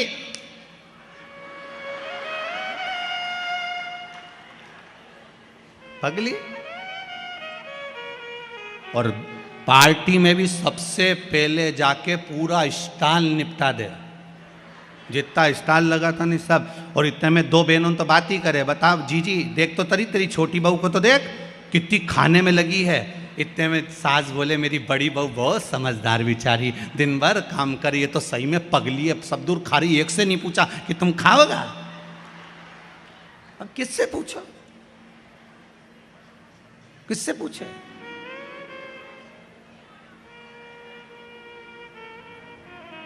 श्रीमद् भागवत कथा में लिखा है जड़ भरत का चरित्र। ऋषभ देव जी महाराज के यहाँ भरत हुए, और भरत जी के जब प्राण छूट गए फिर नाम हिरण की योनि मिली, हिरण की योनि से छूटे फिर मनुष्य की योनि मिली। श्रीमद् भागवत कहती है मनुष्य की योनि मिलने के बाद में उनका नाम पड़ गया भरत। एक बार बड़े भाई ने कहा जा खेत पे से चिड़िया उड़ाना। चिड़िया उड़ाने गया, मन में आ गया राम जी का खेत, राम जी की चिड़ैया कौन उड़ाए? तो बड़े भाई ने लात मारकर भगा दिया। ये तो पगला है, ये तो पागल है, मूर्ख है, और उसी का नाम कह दिया ये जड़ भरत है। नाम पड़ गया जड़ भरत। जड़ मतलब पागल, पागल मतलब प्रमोशन, समझदारी मतलब डिमोशन। ये समझदार है, ये पगला है। घर के लोगों ने कह दिया ये पागल है। और भरत जी महाराज पागल बनकर भगवान की भक्ति में लग गए। लोगों ने मीराबाई को पागल कहा, मीरा भई रे बावरी, बावरी मतलब पागल। लोगों ने संत तुकाराम जी को पागल कहा। संत तुकाराम,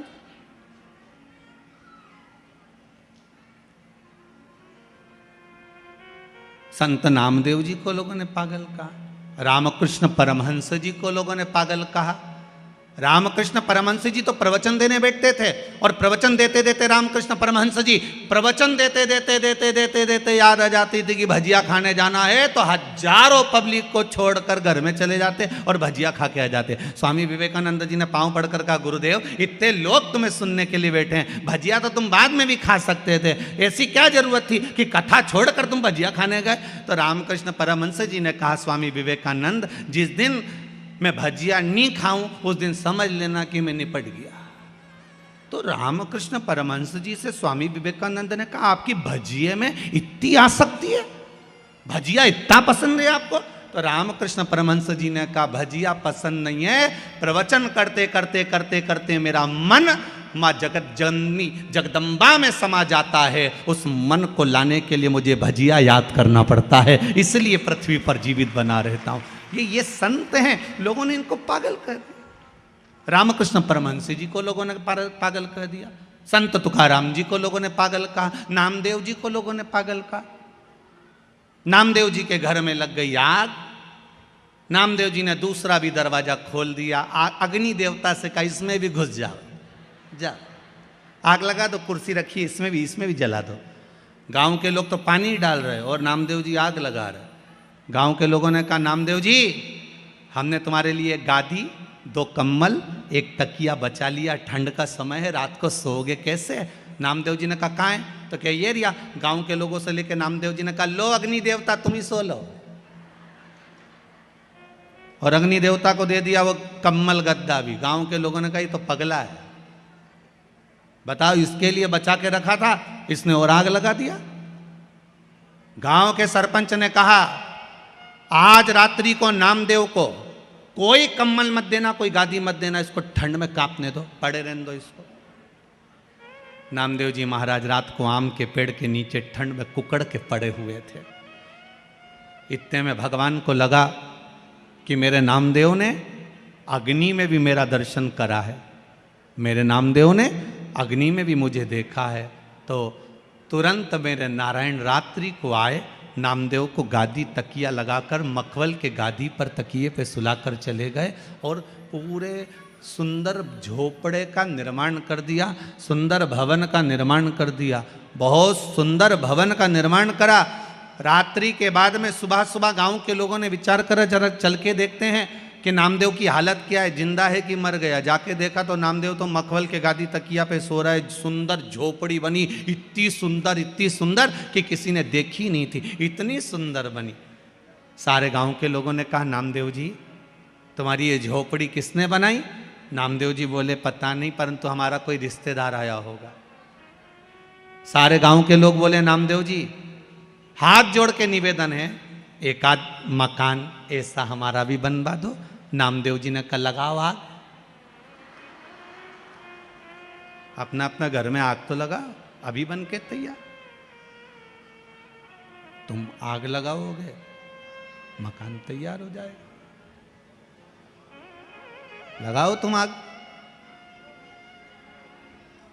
पागल का, संतों को पागल का, भगवंतों को पागल का, भक्तों को पागल का। यहां तक शास्त्र कहता है जितने कथा बाचने वाले ये भी पगले, और जो कथा करवाने वाले वो भी पागल, और जो सुनने वाले वो भी पागल। सब पागलों की गिनती में हो। समझदार तो वो हैं जो कथा में नहीं आए, 8 बजे से दुकान पे जाए, 11 बजे तक कमा कमा कमा कमा धर धर धर रखते जा, जोड़ जोड़ जोड़ जोड़, आखिरी में सब यहीं छोड़। इतना बड़ा फोटो टेबल पे और प्लास्टिक के फूल की माला, और वो भी पंखे में हवा में डोले, इससे ज्यादा कुछ। और पूरा जीवन बस कमाने में गवा दिया, पर राम नाम, कृष्ण नाम, शिव नाम कभी नहीं गाया। वो समझदार। और हमें भगवान भोलेनाथ जी से कह देना, हमको समझदार मत बनाना, हमें समझदार मत बनाओ, हमें तो आपकी भक्ति में, आपके भजन में, आपके स्मरण में हमें पागल बना कर रखो। हमें नहीं बनना समझ, हम आपकी भक्ति में डूबे रहे।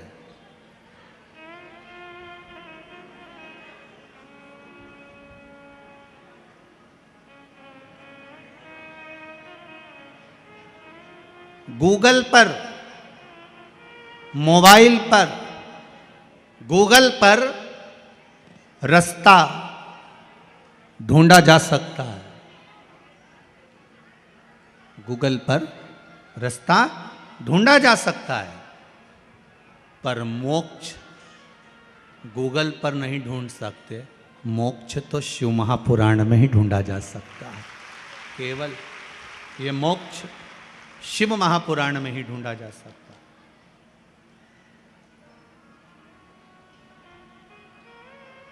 गूगल पर रास्ता ढूंढ सकते हो, पर मोक्ष नहीं।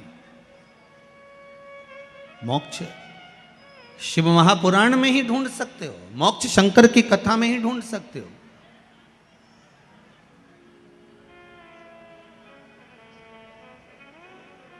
और मोक्ष ढूंढना है तो शंकर की शरणों में, शंकर के चरणों में जाकर, शंकर भगवान के चरणारविंद में पहुंचकर मोक्ष की प्राप्ति आप कर सकते हो, शिव के चरणों में जाकर। इसलिए भगवान देव अधिदेव महादेव की प्रार्थना, देव अधिदेव महादेव से निवेदन, देव अधिदेव महादेव से विनती, ये सुख देने वाली। तेरी पूजा में दूध ले आई, उसे बछड़ा भी झूठा कराई। शंभु शरणे पड़ी, मांगू घड़ी रे घड़ी, दुख काटो दया करी ने दर्शन। भगवान से प्रार्थना कर सकते, उस शंभू से निवेदन कर सकते, फिर क्यों ना दे बाबा।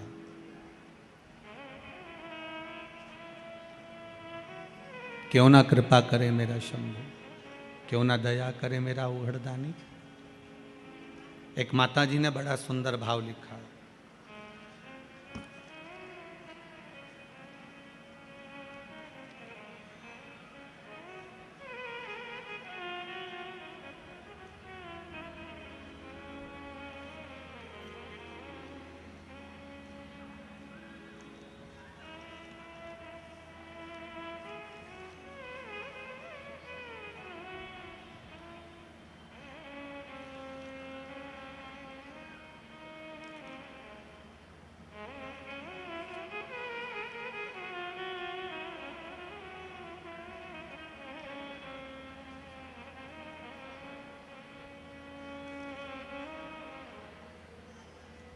गुरुदेव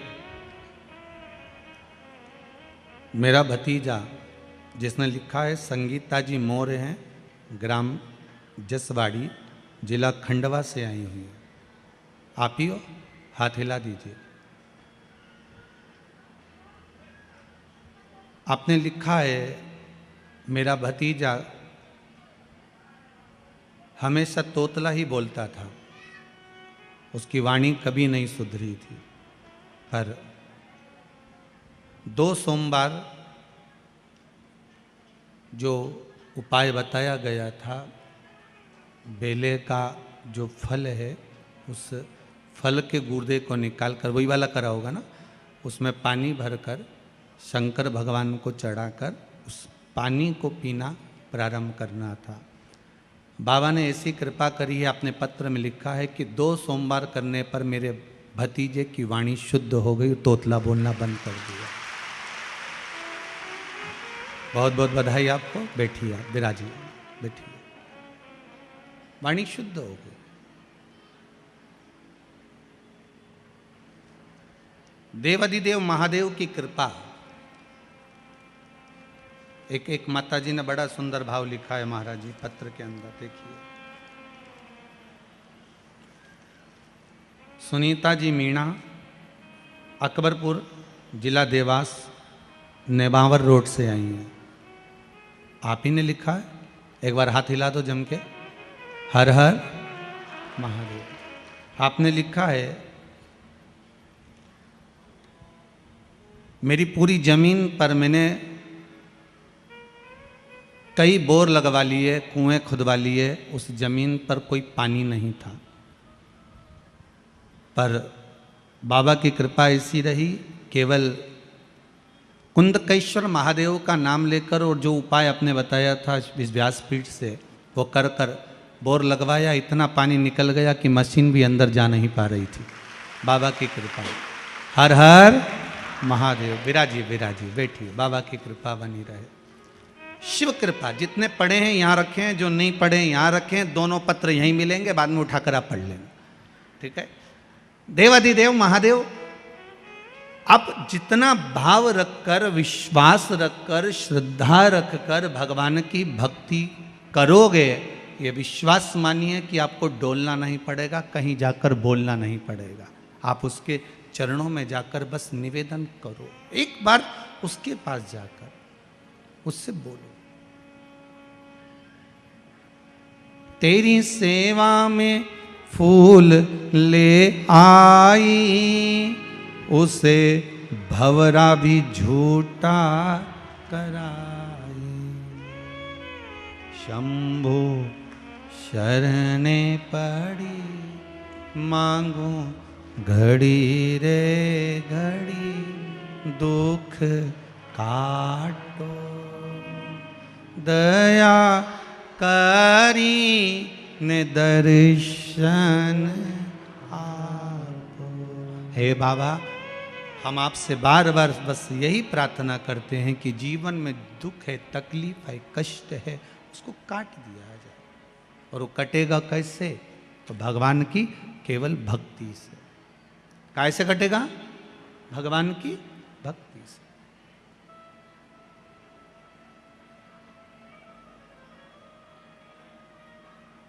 दुनिया के लोग जरा सी बात से आपको छोड़ देते हैं। थोड़ी सी बात हुई और दुनिया के लोगों ने आपको छोड़ दिया। जब जरा सी बात से दुनिया के लोग आपको छोड़ देते हैं, तो यह विश्वास मानकर चलना, जरा सी प्रार्थना से शंभु आपको पकड़ सकते हैं। मात्र थोड़ी सी प्रार्थना, बहुत है उतनी प्रार्थना।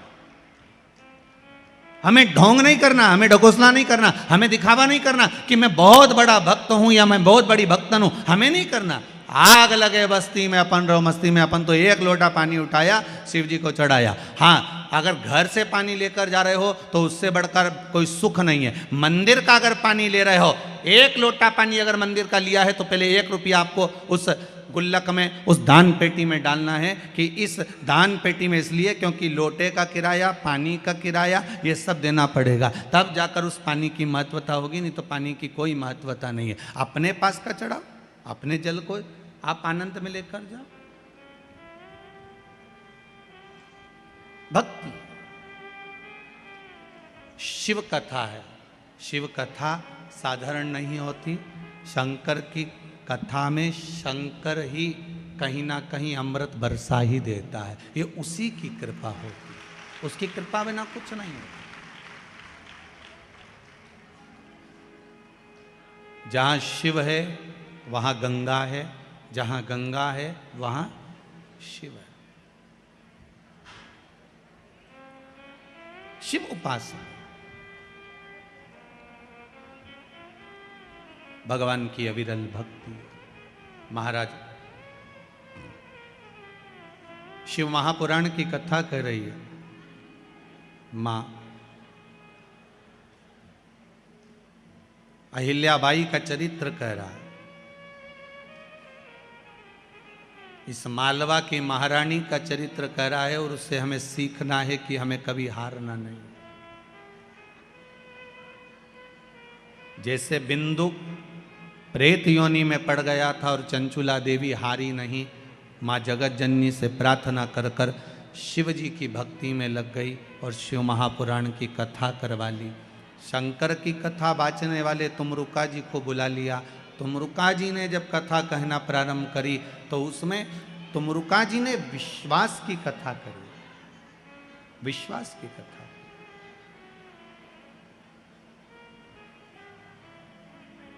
भरोसे की कथा, विश्वास की।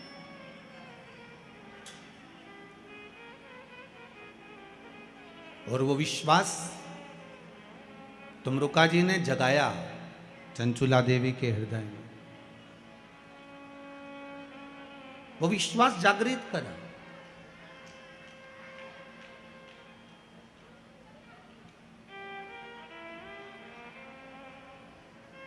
एक बात बहुत अच्छे से ध्यान करना, अभी जब कथा चालू नहीं हुई थी 2 दिन पहले तक इंदौर का माहौल बहुत गर्म था, सूरज की किरणें बड़ी तपा रही थी, गर्मी भी भरपूर थी। पर बाबा की जब कथा चालू हुई है कल से, आपको ऐसा महसूस होगा जैसे कैलाश धाम में बैठकर कथा श्रवण कर रहे हैं।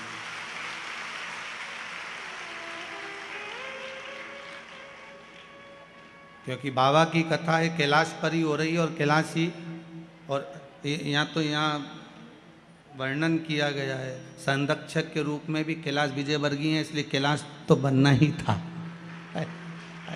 तो बाबा की कृपा, अभी तो कुछ हुआ नहीं, अब थोड़ी देर बाद हो सकता है बाबा कृपा कर दे, 2-4 बूंद गंगा जी की भी टपका दे, तो कोई भरोसा नहीं हो, आ गई क्या बस। तो फिर तो वो तो बाबा के हाथ में है, बाबा करने वाला और बाबा कराने वाला है, उसके सिवा कुछ नहीं।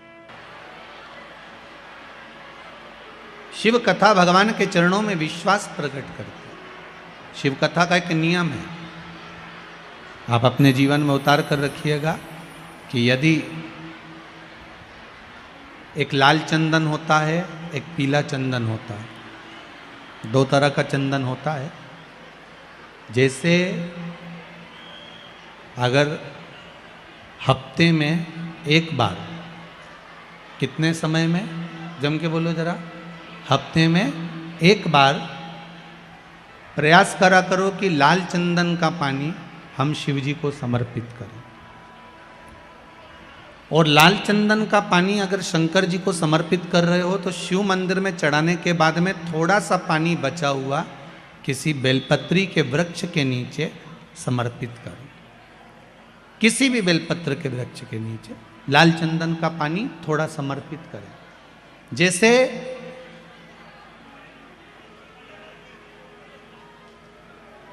अगर बच्चों का विवाह नहीं होता है, शादी नहीं होती है, तो अपन लोग क्या करते हैं कि भाई एक बेलपत्री का जो पत्ता होता है, उस पत्ते के बीच वाली जो पत्ती होती है, उस पत्ती पर अपन केसर को घिसकर, केसर को घोलकर उस पत्ती पर अपन केसर का तिलक लगा देते हैं। और केसर का तिलक लगाकर जिसका विवाह नहीं होता, उसकी ये बीच वाली उंगली पर, ये बीच वाली पत्ती को अंगूठे से टच कर कर उसको रख देते हैं।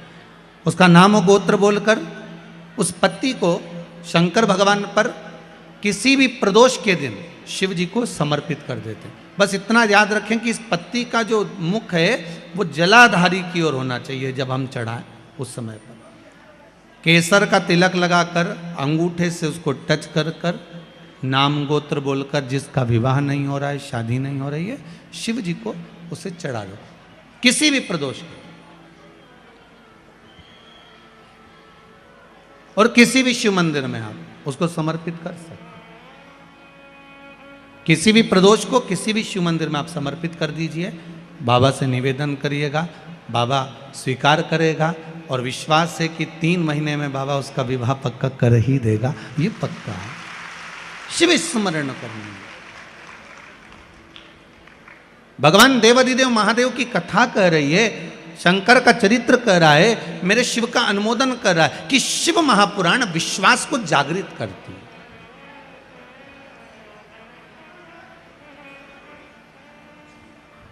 शिव महापुराण विश्वास को जागृत करने का कार्य करते हैं। और जब विश्वास की जागृतता हो, जैसे देवऋषि नारद जी ने तप किया, साधना करी, देवऋषि नारद ने खूब तप साधना करी, और जब देवऋषि नारद जी ने तप साधना करना प्रारंभ करा, तप साधना के बल पर देवऋषि नारद ने काम को जीत लिया, कामदेव पर विजय प्राप्त कर ली।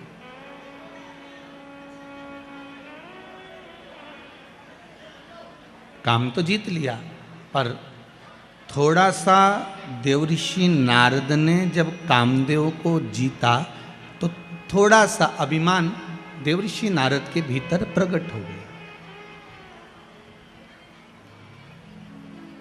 थोड़ी सी अभिमतता देवऋषि नारद के भीतर आ गई।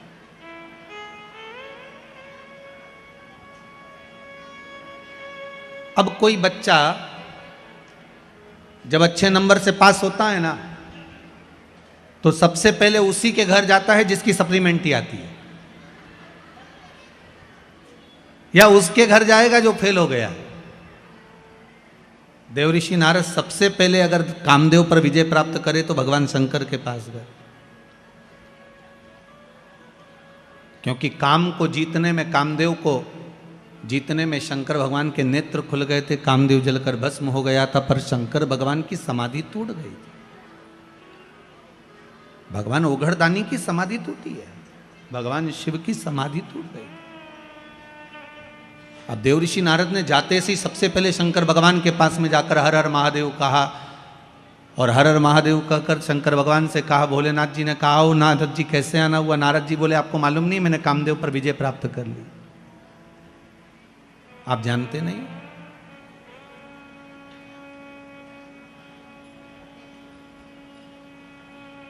मैंने कामदेव पर विजय प्राप्त करी, आप मुझे जानते नहीं हो क्या?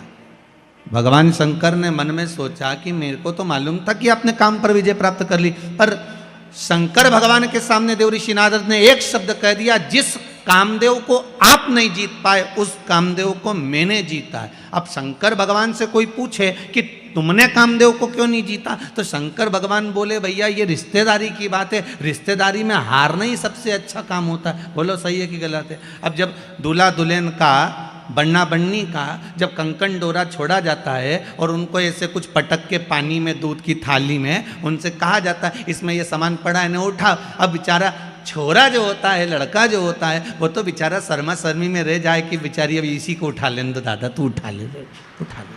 अब वो तो रह जाए, अब ये नहीं उठाए।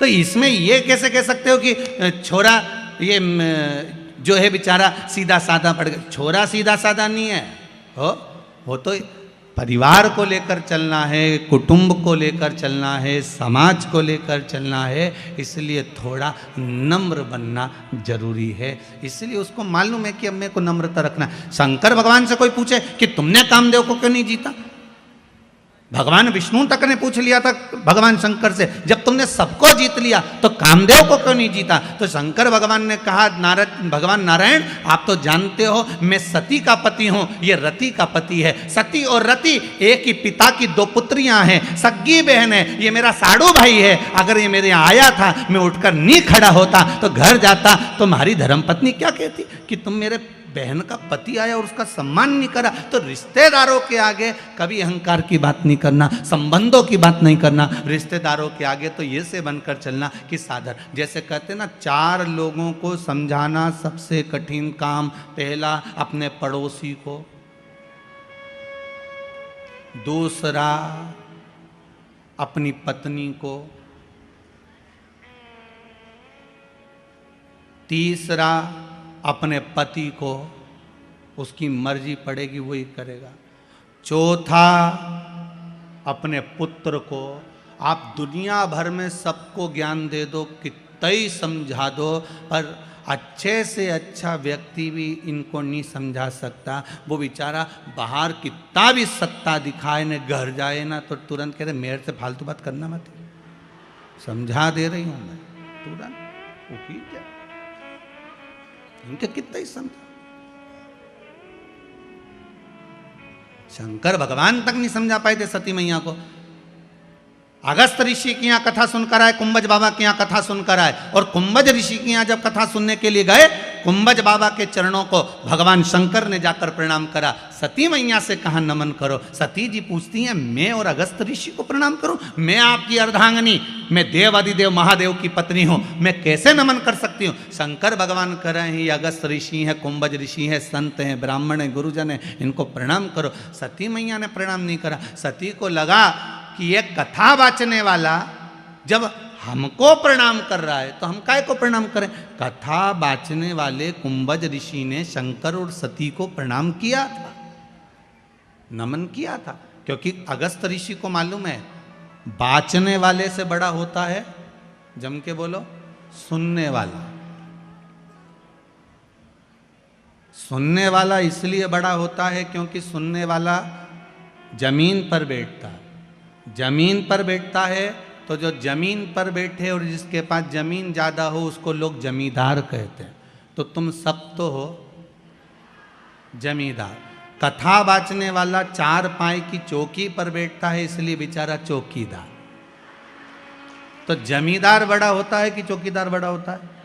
जम के बोलो, जमींदार बड़ा होता है, क्योंकि उसकी मर्जी पड़ी तो पड़ी, बैठा तो बैठा, नहीं तो उठ के वो जाए, वो तो जा रहा है। और जमींदार की मर्जी कहीं कहीं का पाँव भी लंबा कर ले, और कहीं कहीं का जमींदार तो इतना होशियार रहता है जेब में से निकाल के मल भी ले, वो की मर्जी। और जैसे ही बीच में भजन आए तो फटकी भी दे रहे, और जैसे ही महाराज जी बोले हार हार, वो तो जमींदार है, उसकी मर्जी। पर बेचारा चौकीदार तो जो बैठा पाँव माँव जोड़ के, हाथ पैर जोड़ के कि 3 घंटा एक जगह बैठना है, कथा वाचना है, बच। तो जमींदार बड़ा कि चौकीदार? जमींदार बड़ा। राष्ट्र के 2 चौकीदार हैं, एक भारत की बॉर्डर पर बैठे हैं जिनके हाथ में हथगोले बंदूकें हैं, जो भारत की भूमि की रक्षा कर रहे हैं। और भारत के 2 चौकीदार हैं, एक भारत की बॉर्डर पर बैठे हैं हथगोले बंदूक लेकर, और दूसरे हैं भारत के संत महात्मा कथाकार जो हाथ में रामायण गीता और भागवत लेकर, शिव महापुराण लेकर बैठे हैं। वो भूमि की रक्षा कर रहे हैं, ये सभ्यता और संस्कृति की रक्षा कर रहे हैं। ये भी चौकीदार।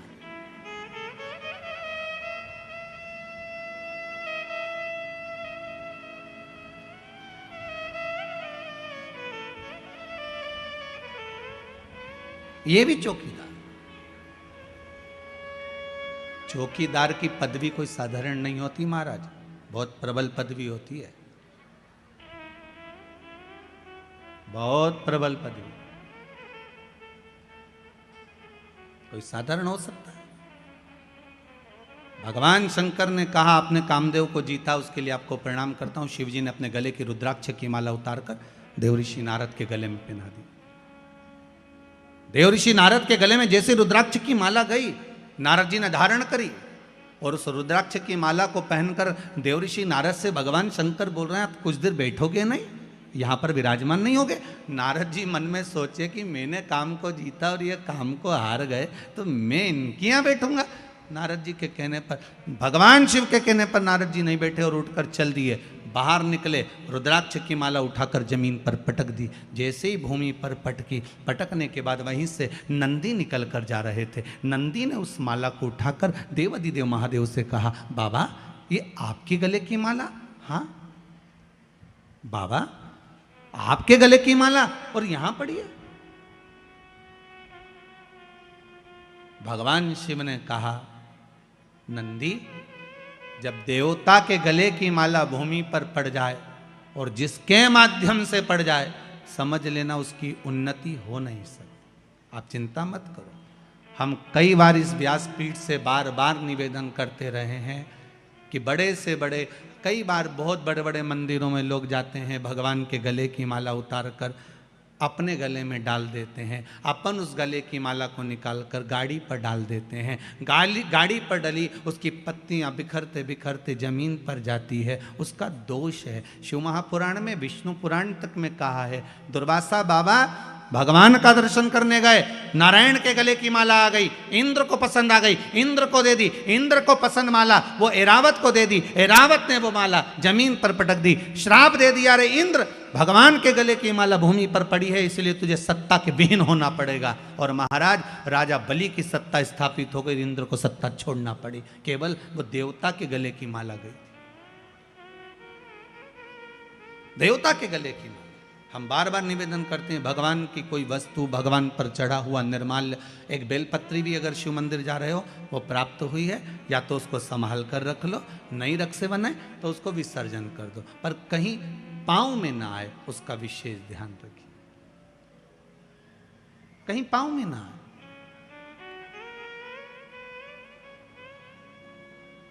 भगवान पर चढ़ा, आज देवर्षि नारद ने जो रुद्राक्ष की माला फेंकी है उसका भोग नारद जी को भोगना पड़ेगा। और नारद जी यहां से सीधे जब जाने लगे तो भगवान शंकर ने कहा, सुनो नारद, रुको जरा, एक बात और अच्छे से सुनकर जाओ, जो तुमने मुझसे कहा वो महादेव की बात अब ये भगवान विष्णु से मत कहना। नारद जी को लगा, अब एक तो मैं अच्छे नंबर से पास हो गया, ऊपर से कह रहे हैं कि किसी को बताया भी ना जाए कि मेरे इतने परसेंट आए। भगवान ने खूब समझाया देवऋषि नारद को, पर नारद कहां समझते, कहां समझे। एक विद्वान पंडित अपनी पत्नी से कहे, सुनो कल एकादशी है, व्रत कर लेना। पत्नी विश्वास नहीं करेगी, पहले पड़ोसन से पूछ के आएगी, क्यों तू एकादशी कब कर रही है। वो विद्वान है बेचारा, इतना विद्वान की लोग उससे पूछ रहे हैं, पर वो भी पड़ोसन से पूछ रही, तू बता एकादशी कब करे। सबसे ज्यादा दिक्कत होती है वो हरतालिका तीज के व्रत में, तू कब करेगी। तो हरतालिका तीज का व्रत और माताओं का पूरे मोहल्ले में घूमना, तू कब करेगी, तू कब करेगी। और शंकर जी भी उस दिन इतने व्यस्त रहते हैं, शंकर भगवान से पूछा जाए आज अब कैसे हो, शिव जी बोलते हैं बस मस्त हूँ, पूछो ही मत ही बस। और चारों तरफ से माताएं शंकर जी को घेर लेती हैं, नीचे पाटे पर थाली में शिवलिंग और उसकी पूजन, और पूजन के साथ में फिर शंकर जी पे चढ़ाई हुई सारी वस्तु सब चढ़ाते जा रहे, चढ़ाते जा रहे, चढ़ाते जा रहे। भोलेनाथ जी आराम से बैठे, साथ में पार्वती जी भी बैठी। पार्वती जी बोल रही हैं, भोलेनाथ बहुत कुछ चढ़ा दिया गया है, भजन लग रहा होगा। शंकर जी बोले फालतू बात मत करो, सुबह 4 बजे तक ऐसी बैठी रहो, इसके सिवा मत तो बोलना, अपने को नहीं बोलना बिल्कुल 4 बजे तक। बहुत अच्छा हुआ कि पोथी में सब कुछ लिख दिया कि ये चीज़ चढ़ाना, नहीं तो इनका मन पड़ता तो कद्दू लेके आ जाती बड़ा सारा, वो भी चढ़ा के चली जाती। बड़ा गजब का। सबसे ज्यादा आनंद शंकर जी से पूछा जाए कौन से दिन आता है, तो शिव जी कहेंगे मुझे हरतालिका तीज बड़ी पसंद है। शिव जी से पूछा वो क्यों, पार्वती जी ने जो तप करा था, साधना करी थी, उपास करा था, व्रत करा था, पार्वती जी ने ऐसा व्रत करा, ऐसा तप करा, ऐसी साधना करी, उस व्रत से मैं बड़ा प्रसन्न हूं। सबसे ज्यादा प्रसन्न मेरे शंकर हरतालिका तीज के दिन होते, सबसे ज्यादा प्रसन्न। और माताओं से निवेदन रहा है, बार बार कहते हैं आप अगर हरतालिका तीज का व्रत नहीं भी करते हो तो भी 5-6 वृक्ष की 7 वृक्ष की पत्तियों को तोड़कर हरतालिका तीज के दिन शंकर भगवान को समर्पित कर दो, शंकर जी उस व्रत को स्वीकार कर लेते हैं, इतने प्रसन्न हो जाते हैं मेरे दिल। शिव की प्रसन्नता है हरतालिका तीज का व्रत। सबसे सरल देव एक ही है, कौन से है, जम के बोलो जरा, देव अधिदेव महादेव, बहुत सरल। बाकी के देवता उनको तो चंदन लगाओ, उपटन लगाओ, कपड़े पहनाओ, आभूषण पहनाओ, ये धराओ वो धराओ, भोग लगाओ। इनके तो कुछ मत धराओ, 1 लोटा पानी 3 बार ताली, बम बम बोला, अपने घर जाओ। अच्छा, शिव जी के मंदिर में बैठने की भी जगह नहीं होती। राम जी के मंदिर में जाओ तो थोड़ा बैठ जाओ, भगवान विष्णु के मंदिर में जाओ तो बैठ जाओ, शंकर जी के मंदिर में बैठने की भी जगह नहीं होती, क्योंकि लोग पानी इतना ढोल के जाते, साड़ी भी बचा के चलना पड़ती है। तो शिव जी कहते हैं मेरे पास मत बैठो, मेरे पास बैठकर समय बर्बाद मत करो। मेरा ओघड़दानी, मेरा महादेव, देव अधिदेव महादेव कहते हैं मैं जिसकी आराधना में लगा हूं, शंकर राम की आराधना करते हैं, राम शंकर की आराधना करते हैं। आपसे भी शिव जी कहते हैं आप भी उसकी आराधना में डूब जाओ, समय बर्बाद मत करो, ये समय बड़ा कीमती है, क्यों इसको छोड़ रहे हो, क्यों इसको बर्बाद करो। नारद जी पहुंचे भगवान विष्णु के यहां। भगवान विष्णु से देवऋषि नारद ने जाकर कहा, श्रीमन नारायण। भगवान विष्णु ने एक बार भी नारद जी से नहीं कहा कि बैठो, क्योंकि शंकर जी ने बैठने का कहा था तो नहीं बैठे थे, तो भगवान विष्णु क्यों बोले कि बैठो। नारद जी ने जाते से ही कहा, प्रभु मैं नारद। भगवान कहते मैं जानता हूं, जिस कामदेव को भगवान ने नहीं जीता, देवाधिदेव महादेव ने नहीं जीता, उस कामदेव को देवऋषि नारद ने जीता। आपको मालूम है, भगवान विष्णु की आंखों से जल बहने लगा, नारायण रोने लगे। नारायण को लगा कि ये तो डूबा, मुझे भी डुबा दिया, क्योंकि शास्त्र कहता है निंदा करने वाला और निंदा सुनने वाला, इन दोनों में महापापी कौन होता है? सुनने वाला।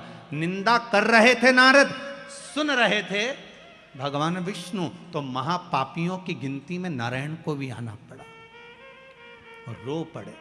लक्ष्मी जी पास में खड़ी थी। माता लक्ष्मी ने पूछा, नाथ क्यों रो रहे हो? भगवान कह रहे हैं, इस देवऋषि नारद ने मुझे महापापियों की गिनती में खड़ा कर दिया। क्यों? निंदा करी है नारद जी ने भगवान शंकर की, सबकी निंदा करते चल जाता, पर देवाधिदेव महादेव की निंदा सहन नहीं होती। जिसने दुनिया को केवल दिया है, उससे लिया नहीं, तो उसकी निंदा कैसे सुन सकते? उसकी निंदा कैसे सुने? प्रभु तो रो क्यों रहे हो? भगवान ने कहा, देवऋषि नारद ने निंदा करी। शंकर जी की निंदा करने वाला, भगवान की निंदा करने वाला पशु का मुख लगता है, और निंदा सुनने वाले को भी पशु का मुख लगता है। नारद जी ने तो अपनी गति बिगाड़ ली, ये नारद को तो बंदर का मुख लगेगा, पर मैंने निंदा सुनी है इसलिए मुझे घोड़े का मुख लगेगा। भगवान विष्णु का एक अवतार हुआ, हयग्रीव अवतार, जिसमें भगवान को घोड़े का मुख लगा कि नहीं लगा? घोड़े का मुख,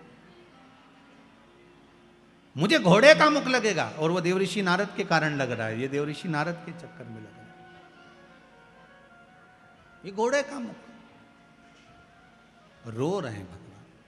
भगवान देवऋषि नारद से बोले, नारद जी आपने कामदेव को जीता, मानते हैं, पर आपके ये शब्द नहीं निकलना थे कि आपने शंकर भगवान जिस कामदेव को नहीं जीते उसको हमने जीता है। आपने ये क्यों बोला? आपको ये नहीं बोलना, आपने ये बोला, ये श्रेष्ठ नहीं। आप ये बोले हो, ये श्रेष्ठता नहीं है। महाराज ये गलत आपने संबोधन कर दिया, ये संबोधन श्रेष्ठ नहीं महाराज। और जब सुना,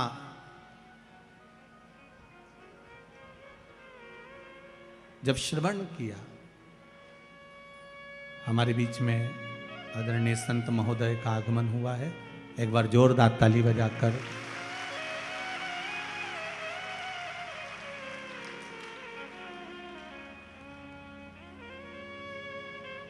भगवान देवाधिदेव महादेव की कथा।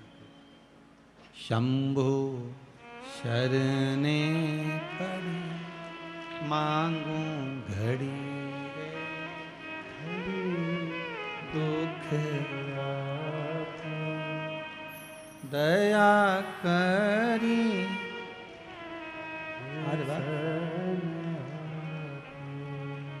दया करी